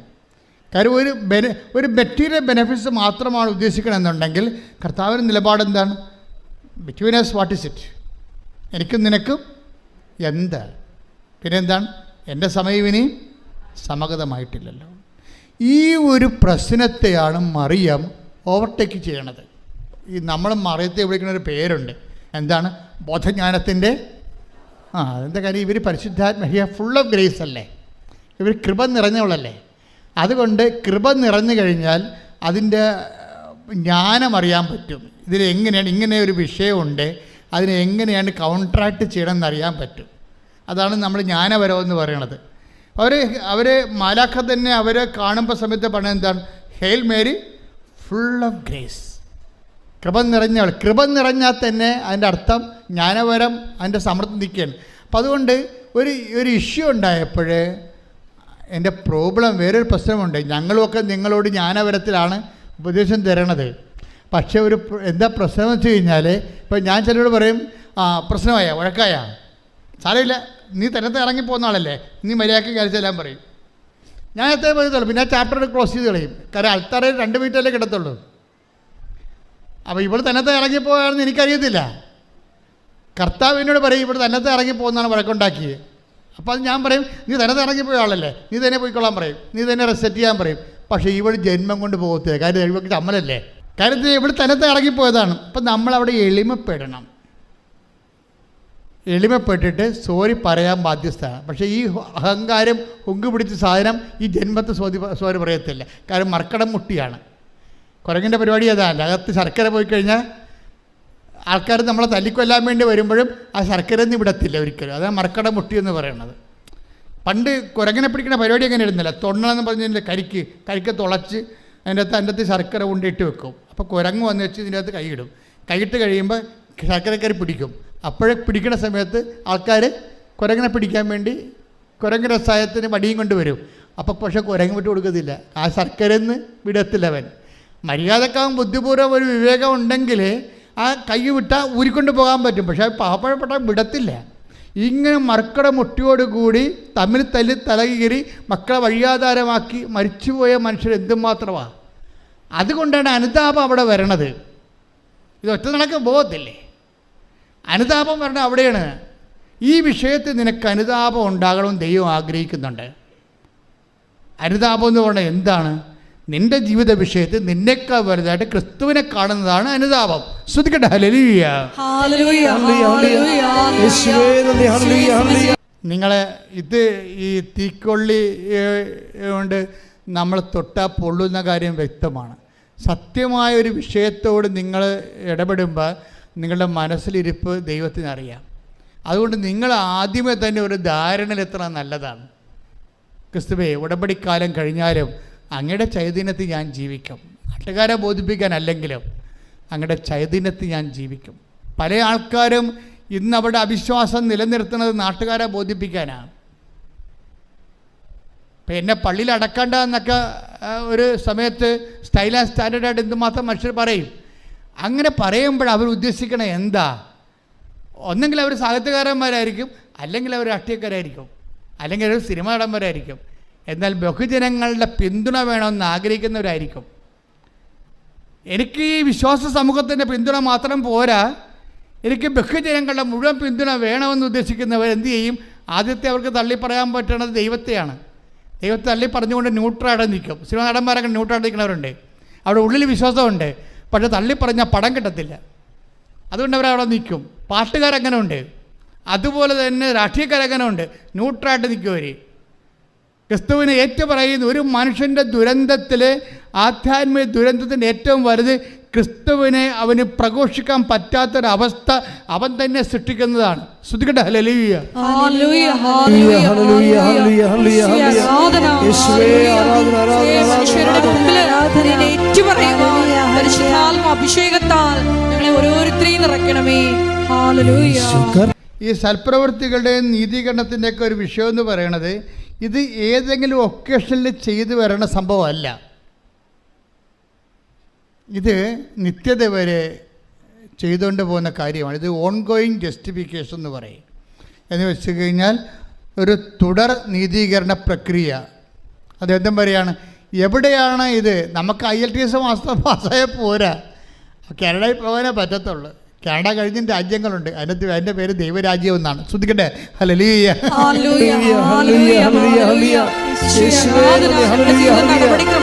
അവസാന നീതീകരണം ലഭിക്കണവരെ ഒരു ആത്മാവ് അസ്വസ്ഥമായിരിക്കും.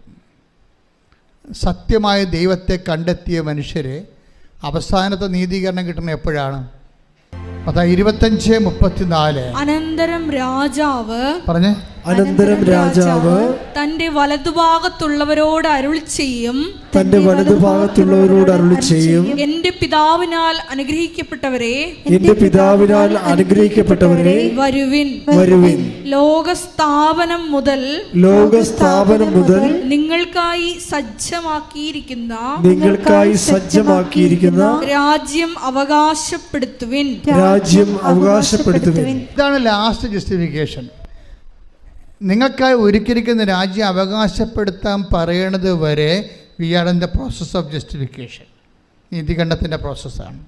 അച്ഛൻ എന്താ ഇങ്ങനെ പറയണമെന്ന് ചോദിച്ചു കഴിഞ്ഞാൽ, നിങ്ങളൊരു ഒക്കേഷണൽ ജസ്റ്റിഫിക്കേഷന് വേണ്ടി കുറച്ച് സൽപ്രവൃത്തികൾ ഇപ്പം ചെയ്യുകയാണ്. ഇതിനകത്ത് വരുന്നവർ ഇതുകൊണ്ട് ഉടമ്പടി ലാഗ് ചെയ്യണതിൻ്റെ കാരണം, ഒന്ന്, നിങ്ങൾ ഇതുകൊണ്ട് അവസാനിപ്പിക്കാൻ പോകുന്ന ദൈവത്തിന് അറിയാം. രണ്ട്, നിങ്ങളിത് ചെയ്യണ ദൈവസ്നേഹത്തോടെ അല്ല. അപ്പം പിന്നെ ഇതിന് ഓവർകം ചെയ്യാനുള്ള മാർഗം എന്താണ്? ദൈവത്തോട് നേരത്തെ മുൻകൂർ ജാമ്യം പറയണം. ഞാൻ ഇതുകൊണ്ട് ക്രിസ്തീയ ജീവിതം അവസാനിപ്പിക്കത്തില്ല, ഞാൻ ദൈവസ്നേഹത്തോട് മാത്രമേ എൻ്റെ ജീവിതം ചെയ്യത്തുള്ളൂ. പക്ഷേ ഇങ്ങനെ നൗ ആൻഡ് ദെൻ ആയിട്ടൊരു വ്യക്തിക്ക് അത് ഐഡിയലല്ല. നൗ ആൻഡ് ദെൻ, അപ്പോഴും ഇപ്പോഴൊക്കെ ആയിട്ട് കുറച്ച് സൽപ്രവർത്തികൾ ചെയ്ത് അത് ഫങ്ഷനായിട്ട് മാറ്റാം. പക്ഷേ മിഷനായിട്ടാണിത് വരേണ്ടത്. എന്താ കാര്യം വെച്ച് കഴിഞ്ഞാൽ, നാം ഇപ്പം ക്രിസ്തീയ ജീവിതം യോഹന്നാന്റെ സുവിശേഷം 14:15 എടുത്ത് ശ്രദ്ധിക്കട്ടെ. ഹല്ലേലൂയ, ഹല്ലേലൂയ, ഹല്ലേലൂയ, ഹല്ലേലൂയ, ഹല്ലേലൂയ. യേശുവേ നന്ദി. ഹല്ലേലൂയ, ഹല്ലേലൂയ. യേശുവേ സ്തുതി. ഹല്ലേലൂയ. 14:15. യോഹന്നാൻ 14:15. നിങ്ങൾ എന്നെ സ്നേഹിക്കുന്നുവെങ്കിൽ, പറഞ്ഞ്, നിങ്ങൾ എന്നെ സ്നേഹിക്കുന്നുവെങ്കിൽ എന്റെ കൽപ്പന പാലിക്കും. എന്റെ കൽപ്പന പാലിക്കും. അടുത്ത വചനം വായിച്ചേ. ഞാൻ പിതാവിനോട് അപേക്ഷിക്കുകയും എന്നേക്കും നിങ്ങളോട് കൂടെ ആയിരിക്കാൻ മറ്റൊരു സഹായകനെ അവിടുന്ന് നിങ്ങൾക്ക് തരികയും ചെയ്യും. അപ്പോൾ ഒന്ന്, ഈ കാര്യങ്ങളെല്ലാം 14:15 അനുസരിച്ചാണ് ചെയ്യേണ്ടത്. എന്താണ്? ദൈവസ്നേഹത്തോടെയാണ് ചെയ്യേണ്ടത്. അങ്ങനെ ദൈവസ്നേഹത്തോട് ചെയ്തു കഴിഞ്ഞാൽ ക്രിസ്തു നമ്മളിൽ വസിക്കുന്നത് അവൻ്റെ ആത്മാവോട് കൂടിയായിരിക്കുമെന്നാണ് കർത്താവിൻ്റെ വെളിപ്പെടുത്തൽ, വചനത്തിൻ്റെ വെളിപ്പെടുത്തൽ. പ്രാർത്ഥിക്കുക. കർത്താവായ ദൈവമേ, അപ്പോഴും ഇപ്പോഴും നല്ല പ്രവൃത്തികൾ ചെയ്യുന്ന കാര്യം കാണാനുള്ള കാര്യപരിപാടിയേക്കാൾ സത്യസന്ധമായി ജീവിതം സുവിശേഷ സ്നേഹത്താൽ ദൈവസ്നേഹത്തോടെ പുനഃക്രമീകരിച്ചുകൊണ്ട് കൃപയിൽ നിറയുവാൻ വളരുവാൻ എന്നെ അഭിഷേകം ചെയ്യട്ടെ.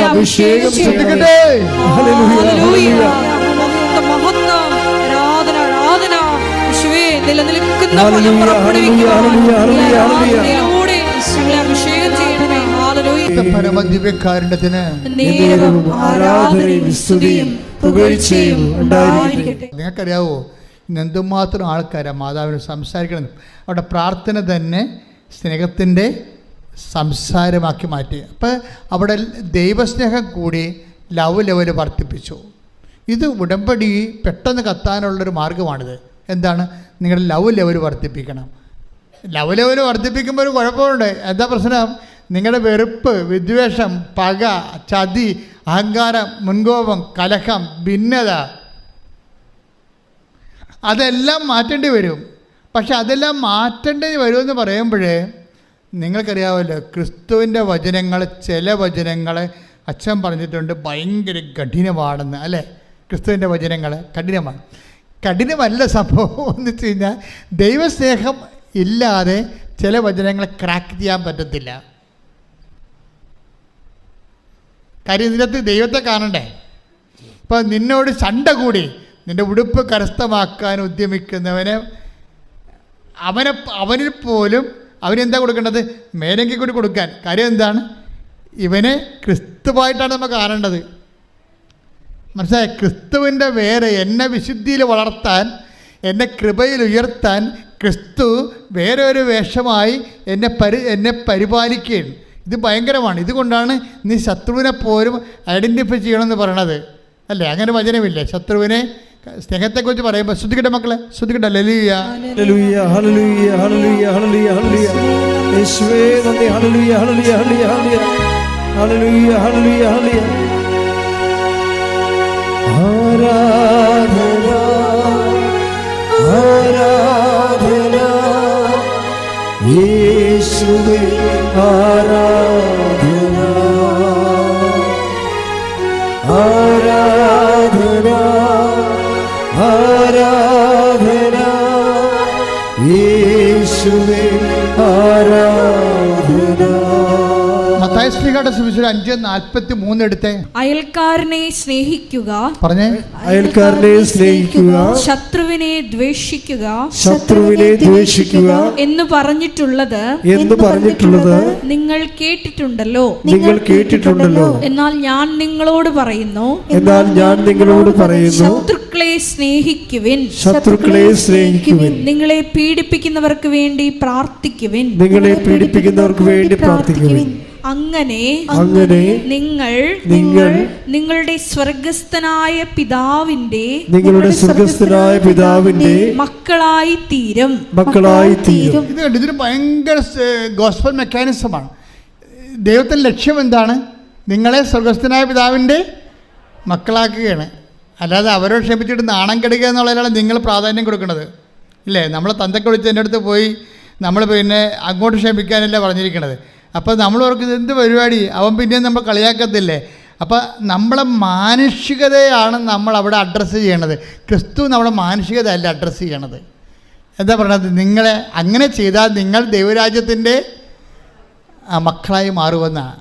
എന്താ പ്രശ്നം വെച്ച് കഴിഞ്ഞാൽ, നമ്മുടെ ലവ് ലെവൽ വർദ്ധിപ്പിക്കാൻ വേണ്ടി ഒരു ശത്രുവിൻ്റെ വേഷം കൊണ്ട് ദൈവം വരികയാണ്. ദൈവം തന്നെയാണത്, മനസ്സിലായില്ലേ? അത് വളരെ ശ്രദ്ധിച്ചാൽ മനസ്സിലാകും. ആധ്യാത്മിക ജ്ഞാനം വേണം ഈ വിഷയത്തിൽ. നമ്മളെ ദൈവ പൈതലാക്കാൻ വേണ്ടി എന്താ ചെയ്തത്? ദൈവം എന്ത് വേഷം കെട്ടാനും തയ്യാറാണ്. അതിലൊരു വേഷമാണ് ശത്രുത എന്ന് പറയണത്. നിങ്ങൾ ചണ്ട കൂടുന്ന വേഷം. ചിലപ്പോൾ അതിൻ്റെ അകത്ത് ജ്ഞാനപരമുള്ളവൻ. അതുകൊണ്ടാണ് ക്രിസ്തു മിണ്ടാതിരിക്കും എപ്പോഴും, കുരിശിൽ പോരും. എന്താ കാര്യം? ഇതെല്ലാം പിതാവാണെന്ന് ഈശോയ്ക്ക് അറിയാമായിരുന്നു. ഈ കുരിശിലുള്ള പീഡകളെല്ലാം പിന്നിലെല്ലാം പിതാവിൻ്റെ പാപത്തിന് പരിഹാരം ചെയ്യാൻ തന്നോട് ആവശ്യപ്പെട്ടുകൊണ്ട് പിതാവിൻ്റെ അദൃശ്യമായ സാന്നിധ്യം ഇതിൻ്റെ പിന്നിലുള്ളത് കൊണ്ടാണ് അവൻ കൊല്ലാൻ പോകുന്ന കുഞ്ഞാടിനെ പോലെ മൗനനായിരുന്നത്. ശ്രദ്ധിക്കട്ടെ. ഹല്ലേലൂയ ഹല്ലേലൂയ ഹല്ലേലൂയ ഹല്ലേലൂയ. യേശുവേ നന്ദി. ഹല്ലേലൂയ ഹല്ലേലൂയ ഹല്ലേലൂയ ഹല്ലേലൂയ ഹല്ലേലൂയ ഹല്ലേലൂയ. പരിശുദ്ധ പരമദിവ്യകാരുണ്യത്തിന് ആരാധനയും സ്തുതിയും പുകഴ്ചയും ഉണ്ടായിരിക്കട്ടെ. എന്താണ് ഇങ്ങനെ പറയാൻ കാരണമെന്ന് ചോദിച്ചു കഴിഞ്ഞാൽ, അതിൻ്റെ കാരണം എന്താണ്? എനിക്ക് വിശന്നു, എനിക്ക് ദാഹിച്ചു, നിങ്ങളുടെയൊക്കെ കുടിക്കാൻ തന്നു. അപ്പോൾ അവരോട് ചോദിക്കും, അവർ ഈശോയോട് ചോദിക്കും, നിന്നെ എപ്പോഴാണ് വിശക്കുന്നതിനെ കണ്ടത്? എൻ്റെ ഏറ്റവും എളിയവനിൽ നീ ഇത് കൊടുത്തപ്പോൾ എനിക്ക് തന്നെയാണ് ചെയ്തു തന്നത്. അപ്പോൾ ഈ ശത്രുവിനെ നമ്മൾ സ്നേഹിക്കുമ്പോൾ ഈ ശത്രുതയല്ല ഏറ്റവും കൂടുതൽ എന്നെ ഹർട്ട് ചെയ്യണത്. അപ്പോൾ അതിനെ അതിലംഘിച്ചുകൊണ്ട് ഞാൻ ദൈവസ്നേഹം കൊടുക്കുമ്പോൾ ഞാൻ ദൈവപൈതലായിട്ട് ഗ്രേഡറ്റ് ചെയ്യുകയാണ്. എന്താ കാര്യം? നിത്യത കണ്ടുകൊണ്ടാണ് വചനങ്ങളെല്ലാം കഠിനമാക്കി വെച്ചിരിക്കുന്നത്. നിത്യതയുടെ ഒരു വാട്ടർ മാർക്ക് എല്ലാ വചനങ്ങളിലും ഉണ്ട്, പ്രത്യേകിച്ച് കടുപ്പമുള്ള വചനങ്ങളിൽ. വെളിപാട് 22:11 അനീതി ചെയ്തിരുന്നവൻ പറഞ്ഞേ, അനീതി ചെയ്തിരുന്നവൻ ഇനിയും അനീതി ചെയ്തു കൊള്ളട്ടെ. കൈയടിച്ച് ചെയ്തു കൊള്ളട്ടെ. ഹല്ലേലൂയ. എങ്ങനെയുണ്ട് പരിപാടി? കേട്ടോ കേട്ടോ കേട്ടോ. ബൈബിള് തീരാൻ പോവുകയാണ്. ലാസ്റ്റ് വാക്കുകളാണ്. എന്താണ്? അനീതി ചെയ്തിരുന്നവൻ ഇനിയും അനീതി ചെയ്തു കൊള്ളട്ടെ. പാപക്കറ പുരണ്ടവൻ ഇനിയും അങ്ങനെ തന്നെ കഴിഞ്ഞുകൊള്ളട്ടെ. നീതിമാൻ ഇനിയും നീതി പ്രവർത്തിക്കട്ടെ. വിശുദ്ധൻ ഇനിയും വിശുദ്ധീകരിക്കപ്പെടട്ടെ. ലാസ്റ്റ് സമയത്തിന്റെ അവസാനം ആരെയും മാനസാന്തരയ്ക്ക് വിളിക്കാത്ത ലോകത്തിലെ ഒരേ ഒരു പുസ്തകമാണ് ബൈബിൾ. എന്താ കാര്യം വെച്ച് കഴിഞ്ഞാൽ, കുറേ പേര് ബ്രാൻഡഡ് ആയിരിക്കുകയാണ്. അവൻ മാനസാന്തരപ്പെടാൻ ദൈവം ആഗ്രഹിക്കുന്നില്ല. കാര്യം അത് വരപ്രസാദമാണ്. മാനസാന്തരം ദൈവം നിങ്ങൾക്ക് നൽകുന്ന മനസ്സലിവാണ്. കഠിനമായ മനസ്സുള്ളവർ കഠിനമായിട്ട് തന്നെ പോകട്ടെ എന്ന് പറയും. കഠിനമല്ലാതെ മനസ്സലിവുള്ളവനായി നിൽക്കട്ടെ, ഇനി സമയമില്ലെന്ന് പറയും. എല്ലാ മനുഷ്യൻ്റെ മുന്നിൽ ഈ സമയമില്ലാത്തൊരു സമയം വന്നിട്ട് പറയും, don't repeat, don't contrite, don't have contrition, don't repent. എന്നെയും നിൻ്റെയും മുഖത്ത് നോക്കി ദൈവം എന്നെങ്കിലും ഇനി മാനസാന്തരപ്പെടരുതെന്ന് പറഞ്ഞാൽ ഒരു തീരുമാനമാകും. അപ്പോഴേ ഇതൊരു സമയമാണ്. മാനസാന്തരം ഒരു സമയമാണ്. ഹൃദയത്തിൻ്റെ അലിവ് ഞാൻ എപ്പോഴും ഓർക്കുകയും, ഒരു പുരോഹിതൻ ബൈബിള് കഥ പറയുമ്പോൾ കർത്താവ് അതിൻ്റെ അകത്ത് ഞാൻ പറഞ്ഞില്ല, നിത്യതയുടെ വാട്ടർ മാർക്കിനെ വെക്കും. നിത്യതയുടെ ഒരു ജലമുദ്ര വെച്ചിട്ടാണ് ബൈബിള് ചെയ്തിരിക്കുന്നത്. ഇപ്പോൾ ഓരോ കഥ പറയുമ്പോഴും അതിൻ്റെ അകത്ത് ഈ നിത്യതയുടെ വാട്ടർ മാർക്ക് കാണാം. എന്താ പറയണത്? ഒരു മനുഷ്യൻ ചോദിച്ചു, നിത്യജീവൻ പ്രാപിക്കാൻ ഞാൻ എന്ത് ചെയ്യണം? അപ്പോൾ ഈശോ പറഞ്ഞു, നിയമത്തിൽ എന്താണ് എഴുതിയിരിക്കണത്? അപ്പോൾ അവരെന്ത് പറയും? എല്ലാത്തിനേക്കാളും ഒരു ദൈവത്തെ സ്നേഹിക്കുക, നിന്നെപ്പോലും നിൻ്റെ അയൽക്കാരനെ സ്നേഹിക്കുക. എന്നാൽ നീ പോയി അതുപോലെ ചെയ്യുക. അപ്പം അവൻ ചോദിക്കും, തിരിച്ചു ചോദിക്കും, ആരാണ് എൻ്റെ അയൽക്കാരൻ? അപ്പോൾ ഈശോ പറയും, ഒരു മനുഷ്യൻ ജെറുസലേമിൽ നിന്ന് ജെറീക്കോയിലേക്ക് പോവുകയായിരുന്നു. കള്ളന്മാരുടെ കൈ അകപ്പെട്ടു. അവൻ്റെ വസ്തുവകൾ അടിച്ചു മാറ്റിയിട്ട് അവനെ മൃതപ്രായനായിട്ട് വഴി തള്ളി. ആ വഴിക്കൊരു ലെവയം പോയി, ആ വഴിക്കൊരു പുരോഹിതൻ പോയി. രണ്ട് കക്ഷികളും ആൾത്താരയുമായിട്ട് ബന്ധപ്പെട്ട പാർട്ടിയാണ്. ലേവായനായാലും ശരി, അവരിൽ നിന്നാണ് പുരോഹിതനുണ്ടാകുന്നത്. അപ്പോൾ ഈ കർത്താവിനോട് അടുത്ത ശുശ്രൂഷ ചെയ്യുന്ന രണ്ട് കക്ഷികളെ ഈശോ കഥയിൽ കൊണ്ടുവരികയാണ്. എന്നിട്ട് കർത്താവുമായിട്ട് ഒരു അടുപ്പമില്ലാത്ത ഒരു സമറിയാക്കാരനെ കൊണ്ടുവരും. വ്യത്യാസം എന്താണെന്ന് ചോദിച്ചു കഴിഞ്ഞാൽ, ഈ രണ്ട് കക്ഷികളും എണ്ണയുമായിട്ട് കൈകാര്യം ചെയ്യുന്ന ആൾക്കാരാണ്. പുരോഹിതൻ എണ്ണയുമായിട്ട് കൈകാര്യം ചെയ്യുന്ന സദോക്ക് പുരോഹിതനാണ്. സോളമനെ എണ്ണ ഒഴിച്ച് വാഴിച്ച ആളാണ്. പുരോഹിതന് എണ്ണ കൈകാര്യം ചെയ്യേണ്ട ആളാണ്. ലേവ്യ പുരോഹിതനും എണ്ണ കൈകാര്യം ചെയ്യുന്ന ആളാണ്. പക്ഷേ ഈ രണ്ട് കക്ഷികളുടെ എണ്ണയില്ല. ഇനി ദൈവവുമായിട്ട് ബന്ധമില്ലാത്തൊരു മനുഷ്യന് എണ്ണയും കൊണ്ട് വരുന്നുണ്ട്. അവൻ്റെ പേരെന്താണ്? സമറിയക്കാരൻ.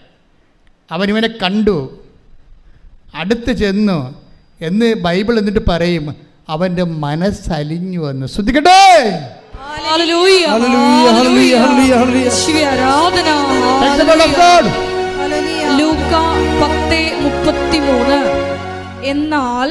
എന്നാൽ ഒരു സമരിയാക്കാരൻ യാത്രാമധ്യേ അവൻ കിടന്ന സ്ഥലത്ത് വന്നു. അവനെ കണ്ട് മനസ്സലിഞ്ഞ് അടുത്തു ചെന്ന് എണ്ണയും വീഞ്ഞും ഒഴിച്ച് അവന്റെ മുറിവുകൾ വച്ചുകെട്ടി തന്റെ കഴുതയുടെ പുറത്ത് കയറ്റി ഒരു സത്രത്തിൽ കൊണ്ടുചെന്ന് പരിചരിച്ചു. എൻ്റെ മക്കളെ, ഉടമ്പടി എടുത്തുകൊണ്ട് നിങ്ങൾ രോഗികളെ കാണുന്നു. പക്ഷെ മനസ്സരിയാതെ കാണാൻ പറ്റും. മനസ്സിലായില്ലേ? ഈ ഉടമ്പടി എടുത്തുകൊണ്ട് നിങ്ങൾ രോഗികളെ കാണുന്നു, അതുപോലെ തന്നെ ഓർഫണേജിൽ പോകുന്നു, വൃദ്ധസദനത്തിൽ പോകുന്നു, അവിടെ ഉടുപ്പലക്കുന്നു. പക്ഷേ എങ്ങനെയെങ്കിലും ദൈവം ഒന്ന് പ്രസാദിച്ച് എനിക്ക് ആ PR ഒന്ന് കിട്ടിയാൽ മതി. അതാണ് വിഷയം. അതിനകത്ത് വരുന്ന വിഷയം ഇതാണ്. പക്ഷെ അതിന് വേണ്ട കണ്ടന്റ് എന്താണ്? ഈ മനസ്സലിവാണ്. പ്രാർത്ഥിക്കുക, കർത്താവേ എനിക്ക് ഉടമ്പടി പ്രകാരം ദൈവസ്നേഹത്തോടെ എല്ലാ ദീനക്കാരിലും അങ്ങേ കാണുമ്പോൾ മനസ്സലിയാൻ എന്നെ സഹായിക്കണം. ഈ മനസ്സലിവ് ആദ്യം ഉണ്ടായത് ആർക്കാണ്? ഈശോയ്ക്കാണ്. ജനത്തെക്കൂട്ടത്തെ കണ്ടപ്പോൾ അതിന് അനുകമ്പ തോന്നി. ശ്രദ്ധിക്കട്ടെ. ഹല്ലേലൂയ ഹല്ലേലൂയ ഹല്ലേലൂയ ഹല്ലേലൂയ. യേശുവേ ആരാധന ആരാധന ആരാധന. യേശുവേ നന്ദി, മഹത്വം മഹത്വം മഹത്വം മഹത്വം. ഹല്ലേലൂയ ഹല്ലേലൂയ ഹല്ലേലൂയ ഹല്ലേലൂയ ഹല്ലേലൂയ. യേശുവേ നന്ദി. ഹല്ലേലൂയ ഹല്ലേലൂയ ഹല്ലേലൂയ. ആരാധന ആരാധന ആത്മനാഥൻ യേശുവേ. ആരാധന ആരാധന സ്നേഹരാജൻ യേശുവേ. മത്തായി 9:36. ജനക്കൂട്ടങ്ങളെ കണ്ടപ്പോൾ യേശുവിന് അവരുടെ മേൽ അനുകമ്പ തോന്നി. പിന്നെ പ്രശ്നം വെച്ച് കഴിഞ്ഞാൽ ഈ അനുകമ്പ, മനസ്സലിവ്, ഒരു സൽപ്രവൃത്തിയെ ക്രിസ്തുവിൻ്റെ കൃപാപര പ്രവൃത്തിയാക്കി മാറ്റുന്നത് ക്രിസ്തുവിൻ്റെ മനസ്സിൻ്റെ നിലവാരം സ്വീകരിക്കുമ്പോഴാണ്. അപ്പോൾ മാത്രമേ താഴെ വരാൻ പറ്റത്തുള്ളൂ. മനസ്സിലായില്ലേ? ഒരു സൽപ്രവൃത്തിയെ കൃപാപര പ്രവൃത്തി ആക്കണത്, അത് ചെയ്യുമ്പോൾ ക്രിസ്തുവിൻ്റെ മനസ്സിൻ്റെ നിലവാരത്തിലേക്ക് നമ്മുടെ മനസ്സ് നിലവാരപ്പെടുമ്പോഴാണ് ശരിക്കും. അപ്പം അതറിയണമെങ്കിലേ എന്ത് ചെയ്താലും, ഇപ്പം ഞാൻ നിങ്ങളെ പത്രവും കൊടുത്ത് വിടും, ഭയങ്കര ഓരോരുത്തർ പറയും. അതായത് ലോകം മുഴുവൻ സുവിശേഷം ക്രിസ്തുവിനെ കൈമാറുന്ന സഭയിലെ ഏറ്റവും വലിയ ഒരു സംരംഭമാണിത്. ഇത് വെറുതെ കിട്ടിയൊന്നുമല്ല. 4 വയസ്സ് മുതൽ ഈ കക്ഷിയുടെ പുറകെ നടന്ന് കിട്ടിയതാ.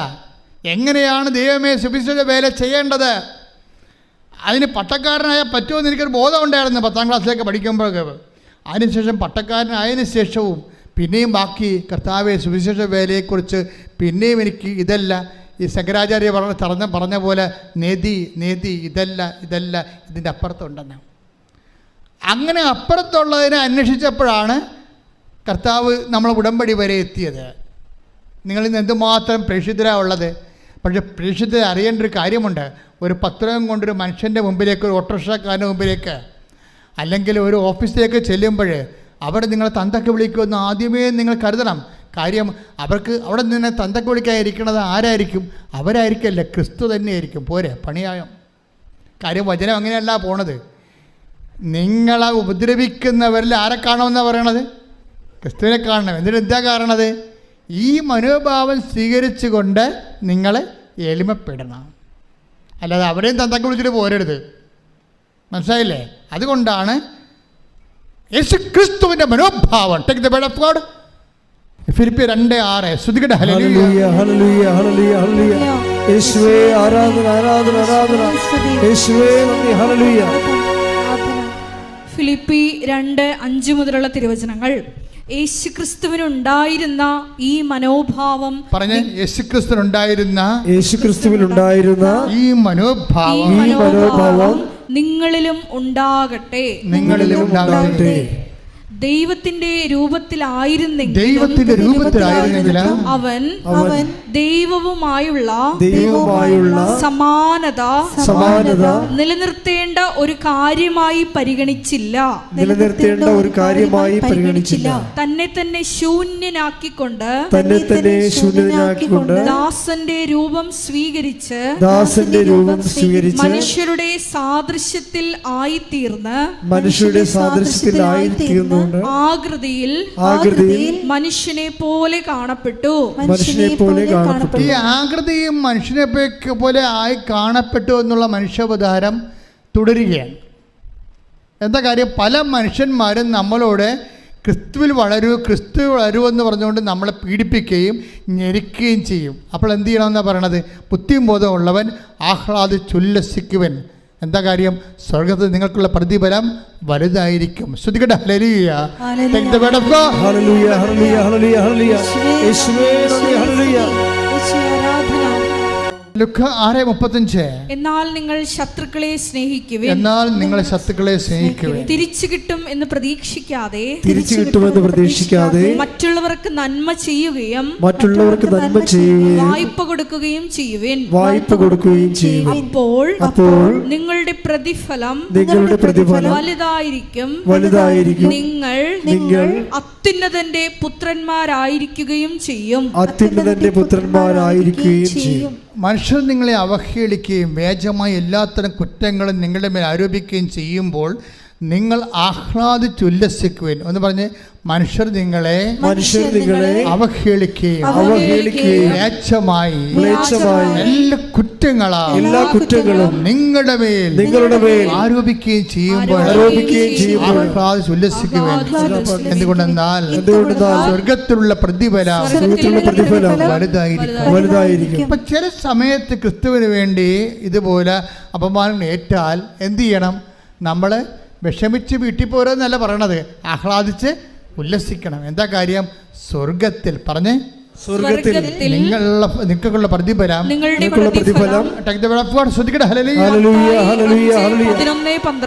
മത്തായി 5:11-12. എന്നെ പ്രതി മനുഷ്യർ നിങ്ങളെ അവഹേളിക്കുകയും പീഡിപ്പിക്കുകയും എല്ലാവിധ തിന്മകളും നിങ്ങൾക്കെതിരെ വ്യാജമായി പറയുകയും ചെയ്യുമ്പോൾ നിങ്ങൾ ഭാഗ്യവാന്മാർ. നിങ്ങൾ ആനന്ദിച്ച് സ്വർഗത്തിൽ നിങ്ങളുടെ പ്രതിഫലം വലുതായിരിക്കും. സ്വർഗത്തിൽ പ്രതിഫലമെന്ന് മാത്രം പറഞ്ഞാൽ ഓക്കെ. ഇതങ്ങനെയല്ല പ്രശ്നം. വലിയ പ്രതിഫലമുണ്ട്, ചെറിയ പ്രതിഫലമുണ്ട്. മനസ്സിലായില്ലേ? ഇത് ഭയങ്കര സീരിയസ് വിഷയമാണ്. അതായത് ഓരോ വ്യക്തികൾക്കും അവരുടെ അധ്വാനത്തിന് ആനുപേക്ഷികമായ പ്രതിഫലമാണ് ലഭിക്കുന്നത്. അപ്പം അതിനകത്ത് വലിയ പ്രതിഫലമുണ്ട്. ഞാൻ എപ്പോഴും നിങ്ങളോട് പറയും, സൂര്യനുണ്ട്, ചന്ദ്രനുണ്ട്, നക്ഷത്രങ്ങളുണ്ടെന്ന് പറഞ്ഞില്ലേ? അതുപോലെ തന്നെ മഹത്വം കൃപ സ്വീകരിക്കുന്ന അനുസരിച്ച് കൊണ്ട് നമുക്ക് ആർജിക്കുന്ന മഹത്വം വലിയ മഹത്വമുണ്ട്, ചെറിയ മഹത്വമുണ്ട്. മഹത്വമില്ലായ്മയും ഉണ്ടാകും ചിലപ്പോൾ. അതുകൊണ്ട് തന്നെ നിങ്ങൾ ഓർക്കുക, സൽപ്രവൃത്തികൾ കൂടിപ്പോയെന്ന് ആരും ചിന്തിക്കരുത്. എത്ര കൂടിയാലും. അതുകൊണ്ടാണ് ഈശോ പറഞ്ഞത്, എന്തെല്ലാം തരം അപകട മേഖലകളിലൂടെയാണ് സുവിശേഷത്തിൻ്റെ സാക്ഷ്യ ജീവിതം ഈശോ മുന്നേറ്റിക്കൊണ്ട് പോകണമെന്നറിയാവോ? മനുഷ്യർ നിങ്ങൾ ചണ്ട കൂടി ഉടുപ്പ് കരസ്ഥമാക്കുക, അവഹേളിക്കുക, വേഷമായ കുറ്റം ആരോപിക്കുക. അപ്പോൾ നിങ്ങൾ ആഹ്ലാദിക്കുവിൻ. സത്യസന്ധമായ ദൈവത്തെ, സ്വർഗത്തെ കണ്ടവർക്ക് മാത്രമേ ഇതുപോലെ വ്യക്തമായിട്ട് മനുഷ്യരാശിയെ പ്രബോധിപ്പിക്കാൻ പറ്റത്തുള്ളൂ. അല്ലാത്തവർക്ക് വേദഘോരമായിട്ടുള്ള കുറേ സ്വപ്നങ്ങളെ കൊണ്ട് കൊടുത്ത് മാനുഷികമായിട്ട് മനുഷ്യനെ വഞ്ചിക്കുകയാണ് ചെയ്യണത്. സത്യസന്ധമായി ഈ ഭൂമിയിൽ നാം അനുഭവിക്കുന്ന എണ്ണീന്ന് പറയുന്ന മാനസിക ശാരീരിക പീഡകൾ, when we receive it in the name of Jesus Christ, we are in our kingdom of God. നമ്മൾ ദൈവത്തിൻ്റെ ആലയത്തിലാണ്, അവൻ്റെ ദൈവരാജ്യത്തിലായിരിക്കും. അപ്പം ദൈവരാജ്യത്തിനെ പ്രതിയായിട്ട് നിങ്ങൾ കാഴ്ചവെക്കണം. എന്ത് വിഷയമുണ്ടായി? അതുകൊണ്ടാണ് നിങ്ങൾ പരമാവധി പോകണ്ട എന്ന് ഈശോ പറയണത്. ശണ്ട കൂടാൻ പോകണ്ട എന്ന് ഈശോ പറയണത്. ചിലടത്ത് തോറ്റു കൊടുക്കാൻ പറയും, ചിലത് തല്ലും കൊണ്ട് പോരാൻ പറയും. എന്താ കാര്യം? നമുക്കിനിയും പോകാൻ ഇടമുണ്ട്. അതുകൊണ്ടാണ്. പോകാനിടമില്ലാത്തവർ തല്ലും കൊണ്ട് പോരണ്ട, തിരിച്ച് തല്ലിട്ട് പോരാൻ പറയും. അവർക്ക് പോകാൻ ഇടമില്ല. ഈ ഭൂമി വെച്ച് അവരുടെ ജീവിതം അവസാനിക്കുകയാണ്, സെമിത്തേരി വെച്ച്. പക്ഷെ നീ അങ്ങനെയല്ല. നിനക്ക് വേണ്ടി മരിച്ചവൻ നിനക്ക് വേണ്ടി ഉയർത്തെഴുന്നേറ്റുകൊണ്ട് അവൻ വീണ്ടും വരുമെന്ന് പറയുന്നുണ്ട്. സമരക്കാരൻ പറയുന്ന കഥയിൽ ഒരു വാക്കുണ്ട്. എന്താണ് ആ വാക്ക്? ആ മനുഷ്യനെ കൊണ്ട് സത്രത്തിലാക്കിയിട്ട് പറയും, 2 ദിനാറ കൊടുത്തിട്ട് പറയും, എന്തെങ്കിലും കുറവുണ്ടാകും, എനിക്കറിയാം, ഇവന് എന്തെങ്കിലും കുറവുണ്ടായാൽ ഞാൻ തന്നെ അത് നികർത്താതിരിക്കത്തില്ല. എപ്പോഴാണ്? ഞാൻ തിരിച്ചു വരുമെന്ന്. ആരാണ് തിരിച്ചു വരാൻ പോണത്? നിനക്ക് വേണ്ടി ക്രൂശിക്കപ്പെട്ടവൻ തിരിച്ചു വരുമെന്ന് അവൻ പറഞ്ഞിട്ടുണ്ട്. അതാണ് ക്രിസ്തു. കൈയടിച്ച് കർത്താവ്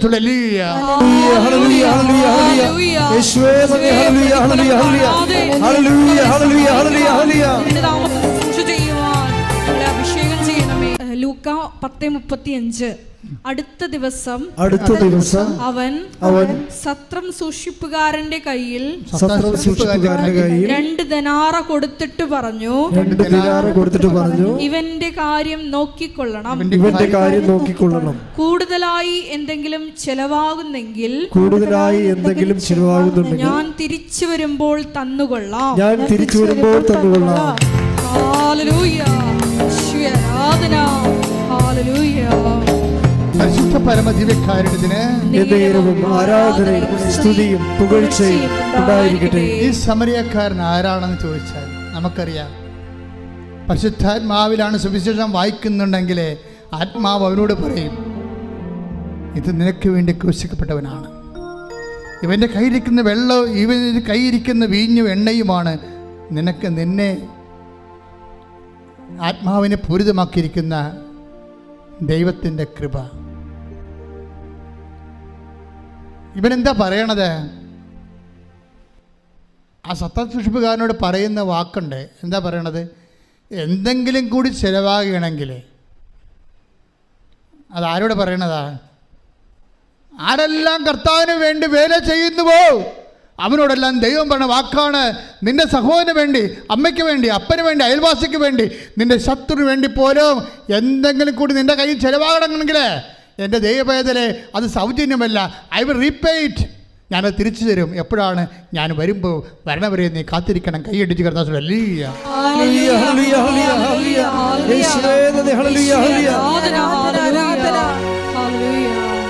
നിത്യതയിൽ അവസാനം ഈശോ വരുന്നത് വരാണ് ആ വിഷയം.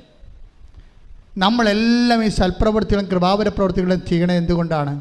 അവൻ മഹത്വരാജനായി വീണ്ടും വരുമ്പോൾ അവൻ്റെ കൂടെ അവൻ്റെ സൂര്യശോഭയിലേക്ക് പ്രവേശിച്ചുകൊണ്ട് മഹത്വത്തിൻ്റെ സ്വർഗീയ വിരുന്നിലെ, സ്വർഗീയ ജെറുസലേമിലെ മണവാളിൻ്റെ കൂടെ സഭയാകുന്ന മണവാട്ടി നിത്യമായ ബാങ്കറ്റ് ആൻഡ് ഫീസ്റ്റിൻ്റെ സെലിബ്രേഷൻസിന് വേണ്ടി നമ്മൾ നമ്മുടെ ജീവിതത്തെ ഒരുക്കിയാണ്. കൈയിടിച്ച് കർത്താവ്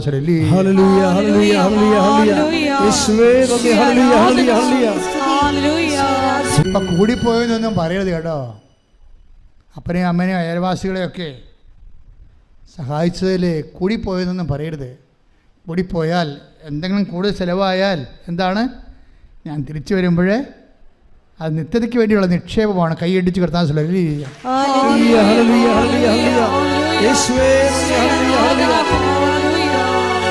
നമ്മൾ പറയുന്ന അയാൾ ആ മുറിവിലൊഴിച്ച എണ്ണയില്ലേ, ആ സമരക്കാരൻ എൻ്റെ ആ വഴിവെക്കിൽ മൃതപ്രമായി കിടന്ന മനുഷ്യൻ്റെ വ്രണങ്ങൾ എന്താണ് ഒഴിച്ചത്? എണ്ണയും വീഞ്ഞും. അതാണ് ഈ സൽപ്രവൃത്തികളെന്ന് പറയണത്. മനസ്സിലായില്ലേ?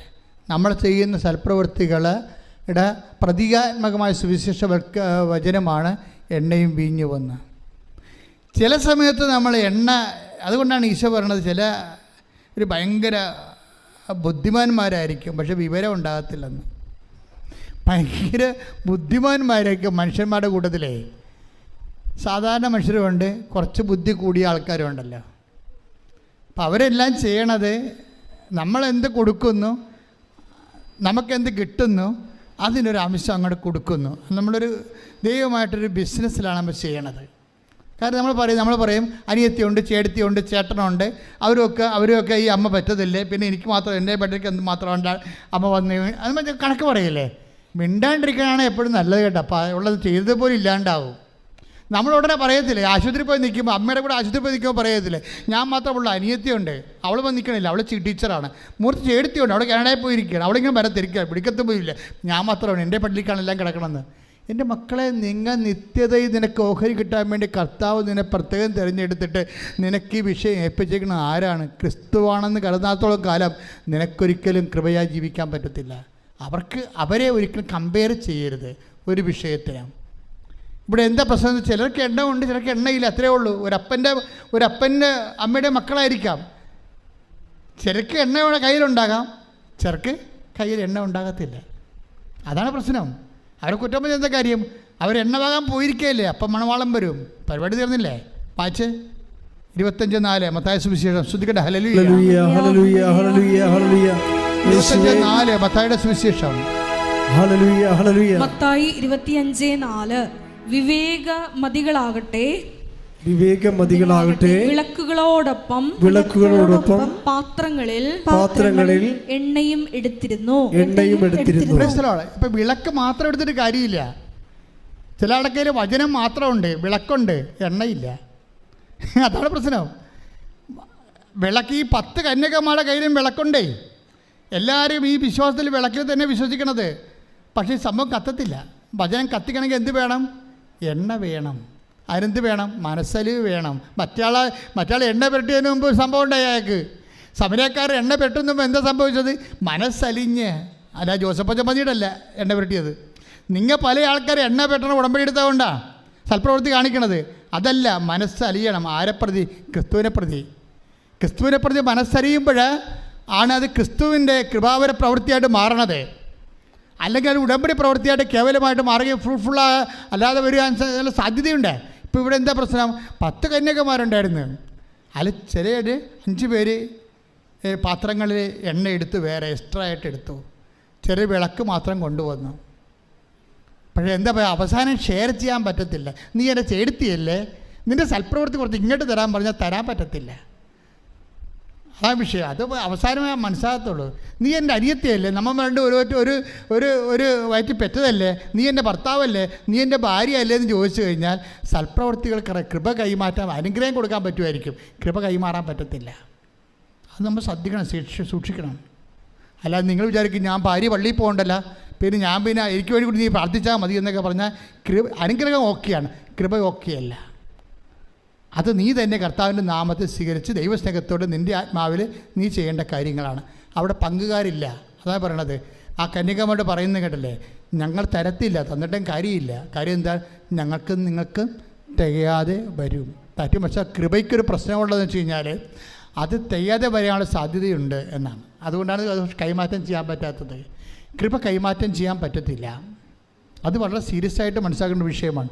അതുകൊണ്ട് നീ 10 പത്രം കൂടുതൽ കൊടുത്താൽ അതിൻ്റെ കർത്താവിൻ്റെ നാമത്തിലാണ് കൊടുത്തിരിക്കണമെങ്കിൽ അതിൻ്റെ കൃപ നിനക്കാണ് ലഭിക്കണത്. അതുകൊണ്ട് ഇവിടെ വെച്ച് നീ കൃപയുടെ കോടീശ്വരിയായി കോടീശ്വരനാകാൻ നോക്കണം. കാര്യം കഠിന വചനങ്ങളാണ് ചെയ്യുമ്പോഴാണ് അതിലാണ് കൂടുതൽ കൃപ അടങ്ങിയിരിക്കുന്നത്. അതിലെല്ലാം നിത്യതയാണ് ഉദ്ദേശിക്കുന്നത്.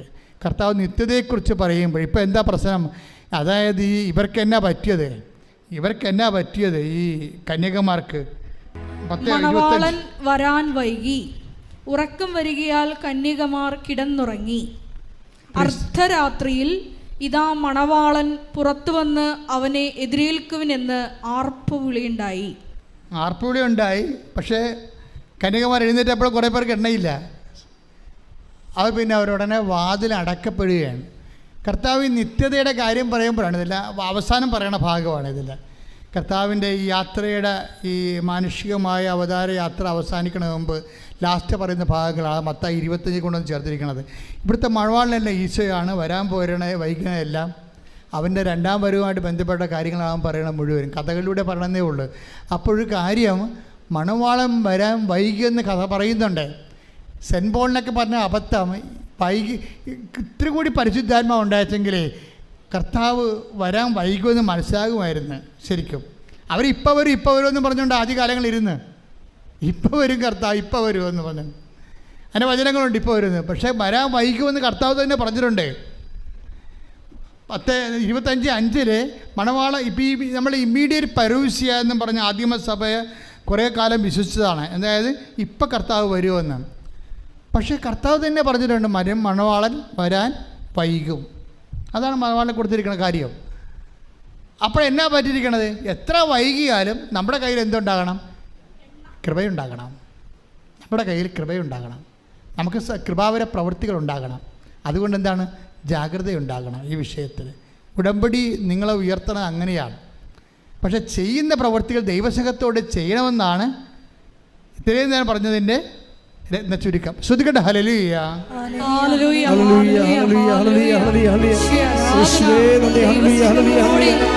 ഇവരെ ചെയ്യുവാൻ നിലനിൽപ്പിന്റെ വരം നൽകി ഈ ആരാധനയിലൂടെ ഞങ്ങൾ അഭിഷേകം ചെയ്യണമേ. ഹല്ലേലൂയ. എല്ലാവരും എഴുന്നേൽക്കുക. അച്ഛൻ പ്രാർത്ഥിക്കുമ്പോൾ വിശ്വാസത്തോടെയും സന്തോഷത്തോടെയും പ്രാർത്ഥിച്ചുകൊണ്ട് സ്തുതിച്ചുകൊണ്ടിരിക്കണം.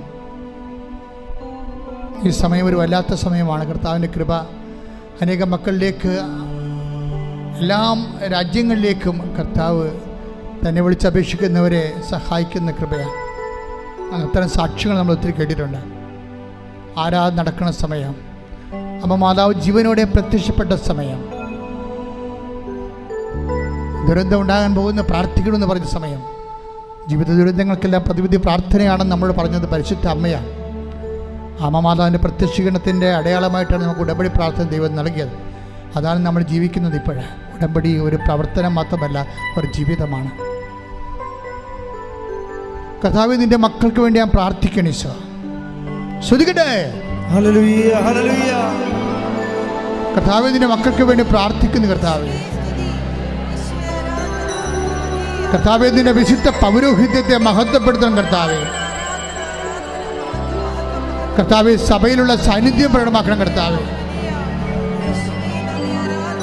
കർത്താവേ, നിന്റെ തിരുമുറുവാർന്ന വലതുകരം,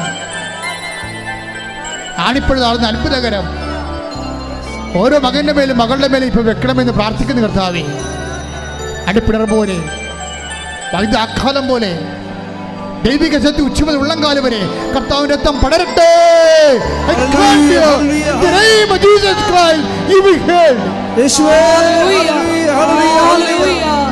എന്റെ പ്രിയപ്പെട്ടവരെ, ഒരു മകനെപ്പോലും മകളെപ്പോലും തന്നെ വിളിച്ചപേക്ഷിക്കുന്ന, നാമം വിളിച്ചപേക്ഷിക്കുന്ന ഒരു മകനെപ്പോലും കർത്താവ് ഒഴിവാക്കത്തില്ല. നിങ്ങൾ ധൈര്യമായിട്ട് രോഗമുള്ളിടത്ത് കൈകൾ വെച്ചുകൊണ്ട് പ്രാർത്ഥിക്കട്ടെ. സ്തുതിക്കട്ടെ, സ്തുതിക്കട്ടെ, സ്തുതിക്കട്ടെ. കർത്താവിൻ്റെ ഉന്നതമായ നാമത്തില്, സഭയുടെ അധികാരത്തില്, കുരിശിൻ്റെ അടയാളത്തില്, ദൈവത്തിൻ്റെ ശക്തിയാൽ, ഈ അൾത്താറയിൽ നടന്ന 10,000 ആരാധന ശക്തിയാൽ മാരക രോഗങ്ങൾ, തീരാവേദികൾ, ജീവിത ദുരിതങ്ങൾ എൻ്റെ കർത്താവിൻ്റെ ഉന്നതമായ നാമത്തിൽ മാറിപ്പോകട്ടെ. കർത്താവേ, നിന്റെ ശക്തി ഒഴുക്കണമേ. കർത്താവേ, നിന്റെ രക്തം ഒഴുക്കണമേ. കർത്താവേ, കണ്ണീരോടെ പ്രാർത്ഥിക്കുന്ന കർത്താവേ, എല്ലാ പേശികളിലും, കൊശങ്ങളിലും, അസ്ഥികളിലും, സന്ധികളിലും വാതരോഗങ്ങൾ, പിസ്തുല രോഗങ്ങൾ, പിസ്വർ രോഗങ്ങൾ, ഹൃദയരോഗങ്ങൾ, കരരോഗങ്ങൾ, കിഡ്നി രോഗങ്ങൾ, തൈറോയ്ഡ് രോഗങ്ങൾ, ബ്രെയിൻ്റെ അസുഖങ്ങൾ യേശു ക്രിസ്തുവിൻ്റെ നാമത്തിൽ, മാരകരോഗങ്ങൾ, ത്വക്ക് രോഗങ്ങൾ യേശുവിന്റെ നാമത്തിൽ, യേശുവിന്റെ നാമത്തിൽ മാറിപ്പോകട്ടെ. ശ്രദ്ധിക്കട്ടെ.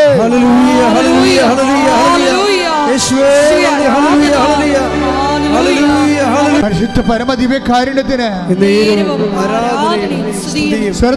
പരിശുദ്ധ പരമദിവ്യകാരുണ്യത്തിന് പരമദിവ്യകാരുണ്യത്തിന്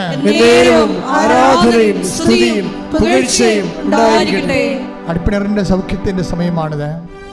ദൈവികമായ കൃപ നമ്മളിലെ ഓളം മുട്ടുന്ന സമയമാണിത്. കർത്താവ് ഒരു മനുഷ്യനെ പോലും കണ്ണീരോടെ വരും കൈയോടെ പറഞ്ഞു വിടത്തില്ല. അവർ കണ്ണുനീരോടെയാണ് വരുന്നത്.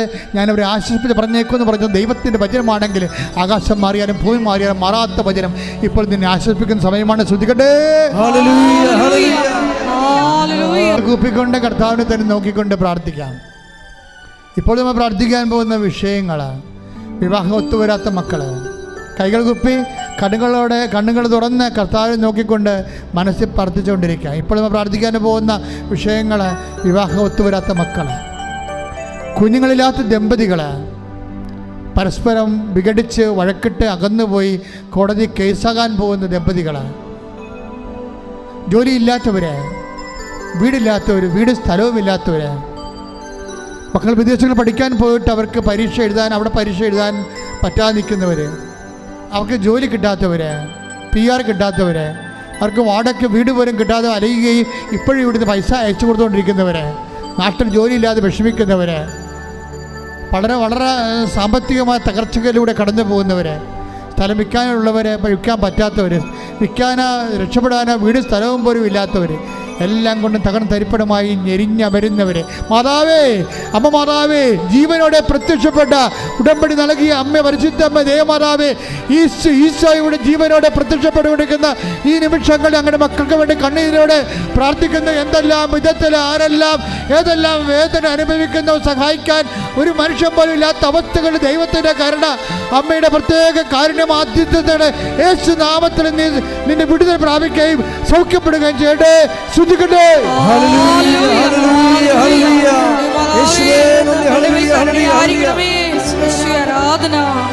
മുട്ടി നിൽക്കുക. മൗന പ്രാർത്ഥനയുടെ സമയമാണ്. അച്ഛൻ വിട്ടുപോയ വിഷയങ്ങൾ, എൻ്റെ മക്കളുടെ സ്വകാര്യ കാര്യങ്ങൾ കണ്ണീരോടെ മാതാവിൻ്റെ മധ്യസ്ഥ ഈശോയ്ക്ക് സമർപ്പിക്കുക.